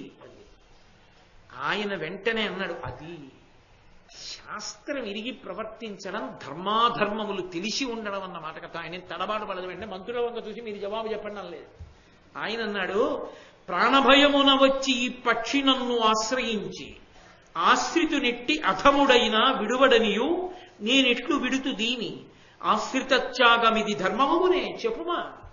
నేను క్షత్రియుణ్ణి, రాజుని, నాకు పరమోత్కృష్టమైన ధర్మం ఏది అంటే శరణాగతి చేసి నన్ను రక్షించు అన్నవాణ్ణి రక్షించడం. నా దగ్గరికి వచ్చి పావురం పడిపోయింది రక్షించమని, ఇప్పుడు నా యొక్క పరమధర్మం దాన్ని రక్షించడం. దాన్ని రక్షించడం వల్ల నువ్వు చచ్చిపోతే నా తప్పు కాదు, నాకు అధర్మం రాదు. ఎందుకని? నన్ను ఎవరు శరణాగతి చేశారో వాళ్ళని రక్షించారు. క్షత్రియుడుగా అది నా ధర్మం, లేకపోతే నీ ధర్మం తప్పిపోతా. నీకు ఆహారం కోసం అని చెప్పి నేను వదిలిపెట్టకూడదు, అప్పుడు నన్ను అధర్మం చుట్టుకుంటుంది, అందుకు రక్షించాను. అమ్మో, ఏమి ధర్మాధర్మ వివక్షండి! ఒక్కొక్క ఆఖ్యానంలోంచి ఒక్కొక్కటి చెప్తున్నాడు రోమశ మహర్షి. ధర్మం పట్టుకున్నవాడు పాడవడు, యశో విరాజితుడవుతాడు ధర్మరాజా. ఇది ధర్మరాజు గారికి ఎంత ధైర్యాన్ని ఇస్తుంది. ఇవాళ అరణ్యవాసంలో ఉన్నాడు, అజ్ఞాతవాసం చేస్తాడు. ఎప్పుడో ఒక పావురాన్ని ధర్మం కోసం రక్షించినటువంటి శిబి చక్రవర్తి కథ ఇప్పుడు చెప్పి పర్వత శిఖరాన్ని చూపిస్తే, ధర్మం పట్టుకుని ఇన్ని కష్టాలు పడి సహనంతో ఉన్న తాను లోకమునకు ఎందుకు సార్వభౌముడు కాడలేడు? తన కథ ఎందుకు లోకంలో చెప్పబడదు? ధర్మరాజుకి అది గొప్ప సంతోషాన్ని ఇస్తుందా, ఇవ్వదా? అది గురువు మాట్లాడే విధానం అంటే. అది ధర్మరాజుకి ఇవ్వడం కాదు, అప్పటికీ ఇప్పటికీ ఎప్పటికీ ధర్మమునందు నిలబడాలనుకున్న వాడికి అంత సంతోషాన్ని ఇస్తుంది, ఎంత పూనికనిస్తుంది. ధర్మాన్ని పట్టుకుంటే మనం రక్షింపబడతాం, ధైర్యాన్ని ఇస్తుందా, ఇవ్వదా? అందుకు భారతం చెప్పేవాడు. సాయంకాలం భారతం చెప్తే దేవాలయంలో అందరూ కూర్చుని వినేవారు. పొద్దున్న లేచి ఎవరి పని మీద వాళ్ళు ఎడితే, నిన్నను విన్నాన్రా, ధర్మం రక్షిస్తుంది అధర్మం రక్షిస్తుందా, అందుకని నాయనా నీ కాగితం నువ్వు పట్టుకుపో, నేనున్నది ఈ కాగితం నీకు ఇవ్వడానికే అనేవాడు తప్ప కాగితం ఇలా ఇవ్వడానికి ఇంకొకటి అపేక్షించేవాడు ఉండేవాడు కాదు. ఎందుకంటే ధర్మాన్ని నమ్మి ఉండేవారు. దేవాలయాలు అన్ని ఉండడం లోకాల్ని పాడు చేయడానికి కాదు. దేవాలయాలు ఎన్ని ఉన్నాయో ధర్మం అంతా నిలబడింది. దేవాలయాల్లో పూజలు, దేవాలయాల్లో దీపాలు, దేవాలయాల్లో నైవేద్యాలు, దేవాలయాల్లో ప్రవచన మంటపాలు ఎప్పుడు తగ్గిపోయాయో, ఎప్పుడు ప్రవచనం పోయిందో, ఎప్పుడు మహాభారతం చెప్తే ఛాందసం అన్నారో అప్పుడే దేశంలో ధర్మం అడుగంటిపోయింది. కాబట్టి ధర్మానికి ఆలవాలము ఈ శాస్త్రములు, పురాణములే, కావ్యములే. కాబట్టి ఆయన ధర్మాన్ని చెప్పాడు. చెబితే ఆ డేగ అంది మంచిది, అయితే నేను పావురాయిని తినను. ఎందుచేత అంటే నేనిప్పుడు ఆ పావురాన్ని తింటే నీకు అధర్మ దోషం వస్తుంది, నీకు అధర్మ దోషం రావడం నాకు ఇష్టం లేదు. కాబట్టి నువ్వు ధర్మమునందుండు, కానీ నా ప్రాణం ఆకలితో ఉన్నాను, నేను నిన్ను యాచిస్తున్నాను. పావురంలో ఎంత మాంసం ఉంటుందో అంత మాంసం నీ ఒంట్లోంచి నాకు దానం చెయ్యి, నీ మాంసం తిని నేను వెళ్ళిపోతాను, తప్పకుండా ఇచ్చేస్తాను. అలా అడిగా ఇచ్చేస్తాను. ఒక తులాదండం తెప్పించాడు తక్కెట, పావురాన్నిటి పెట్టండి అన్నాడు. పావురాన్ని పెట్టారు. పెడితే అనిన అనుగ్రహించితి మహావిహగోత్తమయంచు సంతసంబున శిబి తక్షణంబ అసిపుత్రికనాత్మ శరీర కర్తనం బనగుడు చేసి తన యంగమునంగల మాంసమెల్ల పెట్టినను కపోత భాగము కడిందిక తిండును ఉండే అత్తులం. ఆయన ఓ చురకత్తొకటి తీసి, ఓ పావురంలో మాంసం ఎంత ఉంటుంది, ఇంత ఉంటుంది అంతే కదూ అని వెంటనే ఓ చిన్న చురకత్తొకటి తీసి, అందుకే అసిపుత్రిక అన్నారు అన్నయ్య గారు. అసి అంటే కత్తి, అసిపుత్రిక అంటే చురకత్తి, చిన్న కత్తి పెట్టి తన తొడ కోసి అందులోంచి ఇంత మాంసం తీసి వేశాడు. పావురా ఎలాగే ఉంది, తక్కిడికి యువతల వైపు అలాగే ఉంది. ఇదేమిట్రా కనీసం కదలలేదు అనుకున్నాడు. కోసి అన్నారు నన్నయ్య గారు. ఇక మాంసం శరీరంలో ఎక్కడుందో అక్కడల్లా కోసేశాడు. కోసేసి తీసేసి అందులో వేసేస్తున్నాడు. ఎందుకని ఇటు మాట ఇచ్చాడు, సత్యానికి కట్టుబడాలి, అటు రక్షిస్తానన్నాడు, ధర్మానికి కట్టుబడాలి, సత్యధర్మములకు కట్టుబడిపోయాడు. కోసి రెండిటి కోసం తన ఒళ్ళు తానే కోసేసుకున్నాడయా. మామూలు మాట వేయలేదు, కోసి ఇలా కోస్తున్నాడు, ముక్క తీస్తున్నాడు, వేస్తున్నాడు తూగలా. ఏ దిక్కుమాల పావురం అనలేదు, మళ్ళీ కోస్తున్నాడు, తీస్తున్నాడు, మాటకి కట్టుబడాలి, పోతే ప్రాణం పోతుందంతే. అలా వేస్తూనే ఉన్నాడు. దానికి అచ్చెరువడి ధరణీనాథుడు తనువునందు నెత్తురు దొరగందాన తొల ఎక్కెనంతన్వాని గుణోన్నతికి మెచ్చి వాసవదహనులు. ఒంట్లో ఉన్న మాంసమంతా ముక్కలో కోసి వేసేశాడు. కనీసం తక్కెడ ఇలా లేవల పావురం ఉన్నవేమో, ఇంకేముందనుకోయిను, నన్నే తిని అని తానే తక్కెడెక్కి కూర్చున్నాడు. కూర్చోగానే ఈ పావురై డేగ ఇంద్రుడు అగ్నిగా మారిపోయి మహానుభావ ఏమి ధర్మమయ్యా, దానం కాదు, ధార్మికమైన దానం, ధర్మానికి కట్టుబడాలన్న పూనిక. ఆ ధర్మయుతమైన దానంలో శిబి నీతో సమానమైన వాడు లేడు. అద్భుతం.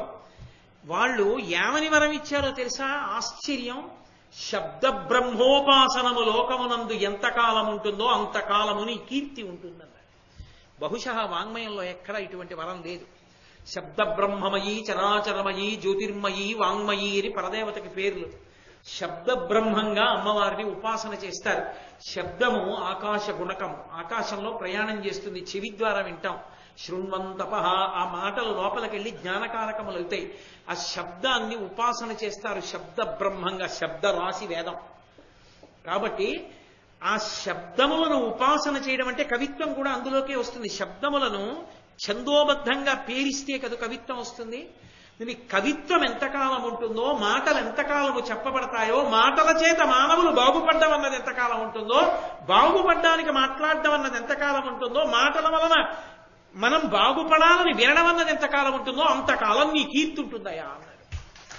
అంటే అసలు శబ్ద బ్రహ్మోపాసనం ఉన్నంత కాలము నీ కీర్తి ఉంటుంది శిబి చక్రవర్తి. అందుకంటారు పోతన గారి భాగవతంలో, కారే రాజులు రాజ్యములు గెలువరే గర్వోన్నతిం పొందరే వారీరి సిరి మూటకొత్తుకొని పోవంజాలిరే భూమిపై పేరైనం కలదే శిబి ప్రముఖులను ప్రీతిన్ యశక్కాములై ఈరే కోర్కెలు వారలంతలపరే ఈ కాలమున్ భార్గవ అంటారు. పోతన గారంతటి వారు శిబి ప్రముఖులున్ అనే వాడారు. అంతటి మహానుభావుడై శబ్ద బ్రహ్మమున్నంత కాలము తాను ఆ అద్భుతాన్ని అనుభవించగలిగినటువంటి వాడై, తన కీర్తి ప్రకాశించేటటువంటి వాడై శిబి చక్రవర్తి యశోవిరాజితుడయ్యాడయా. అదిగో అంతటి మహానుభావుడైన శిబి ఈ భృగుతుంగ పర్వత శిఖరం మీదకే వచ్చి యజ్ఞం చేశాడు. ఎక్కువ ఆ యజ్ఞం జరిగిన ప్రాంతంలో కూర్చోకాసేపు. అదిగో పక్కన ఉన్నటువంటి యమునా నది తీరంలో స్నానం చేయి, అదృష్టవంతుడు. మళ్ళీ స్నానం చేశాడు. ఇప్పుడు నీకు ఇంకొక విషయం చెప్తా, ఇది పరమాద్భుతమైనటువంటి విశేషం. కడుపులో ఉన్న కొడుకుని, అమ్మ కడుపులో తన భార్య కడుపులో ఉన్న కొడుకుని బయట తిరుగాడుతున్న తండ్రి శపించాడు. ఎందుకు శపించాడో తెలుసా? ఇంకా బయటికి రాని పిల్లవాడు బయట తిరుగుతున్న తండ్రికి వేదం విషయంలో సలహా చెప్పాడు. ఏ సలహా చెప్పాడో, ఏ సలహా విని తండ్రి శపించాడో, శపించిన తండ్రినే కొడుకు రక్షించాడో, అసలు ఆ వేదమునకున్న గొప్పతనం ఏమిటో, ఆ కథ ఎందుకలా నడిచిందో, ఈ విశేషాలన్నీ ధర్మరాజా బాగా చీకటి పడింది, లోతుపాతులు కనపడవు కదూ, మళ్ళీ రేపు సాయంకాలం 6:30 చెప్పుకుందాం, అప్పుడు విని స్నానం చేద్దుగా. కాబట్టి మళ్ళీ రేపు సాయంకాలం 6:30 కృష్ణ భగవానుడు పలికించినంత మేర ఒక్కొక్క దాంట్లో ధర్మం అండి ఎటువంటి అద్భుతమైనటువంటి ఉపాఖ్యానాలు అవన్నీ. అందుకు ఆరణ్యకాండ అని పిలిచారు దాన్ని. కాబట్టి రేపు సాయంకాలం 6:30 కృష్ణ భగవానుడు పలికించినంత మేర రేపు చెప్పుకుందాం. మంగళాశాసన పరై మదాచార్య పురోగమై సర్వైశ్చ పూర్వైరాచార్యై సత్కృతాయాస్తు మంగళం. మంగళం కుశలేంద్రాయ మహనీయ గుణాత్మనే చక్రవర్తి తనూజాయ సార్వభౌమాయ మంగళం. ఉమాకాంతాయ కాంతాయ కామితార్థప్రదాయినే శ్రీగిరీశాయ దేవాయ మలినాథాయ మంగళం. సర్వం శ్రీ ఉమామహేశ్వర పరబ్రహ్మార్పణమస్తు. స్వస్తి.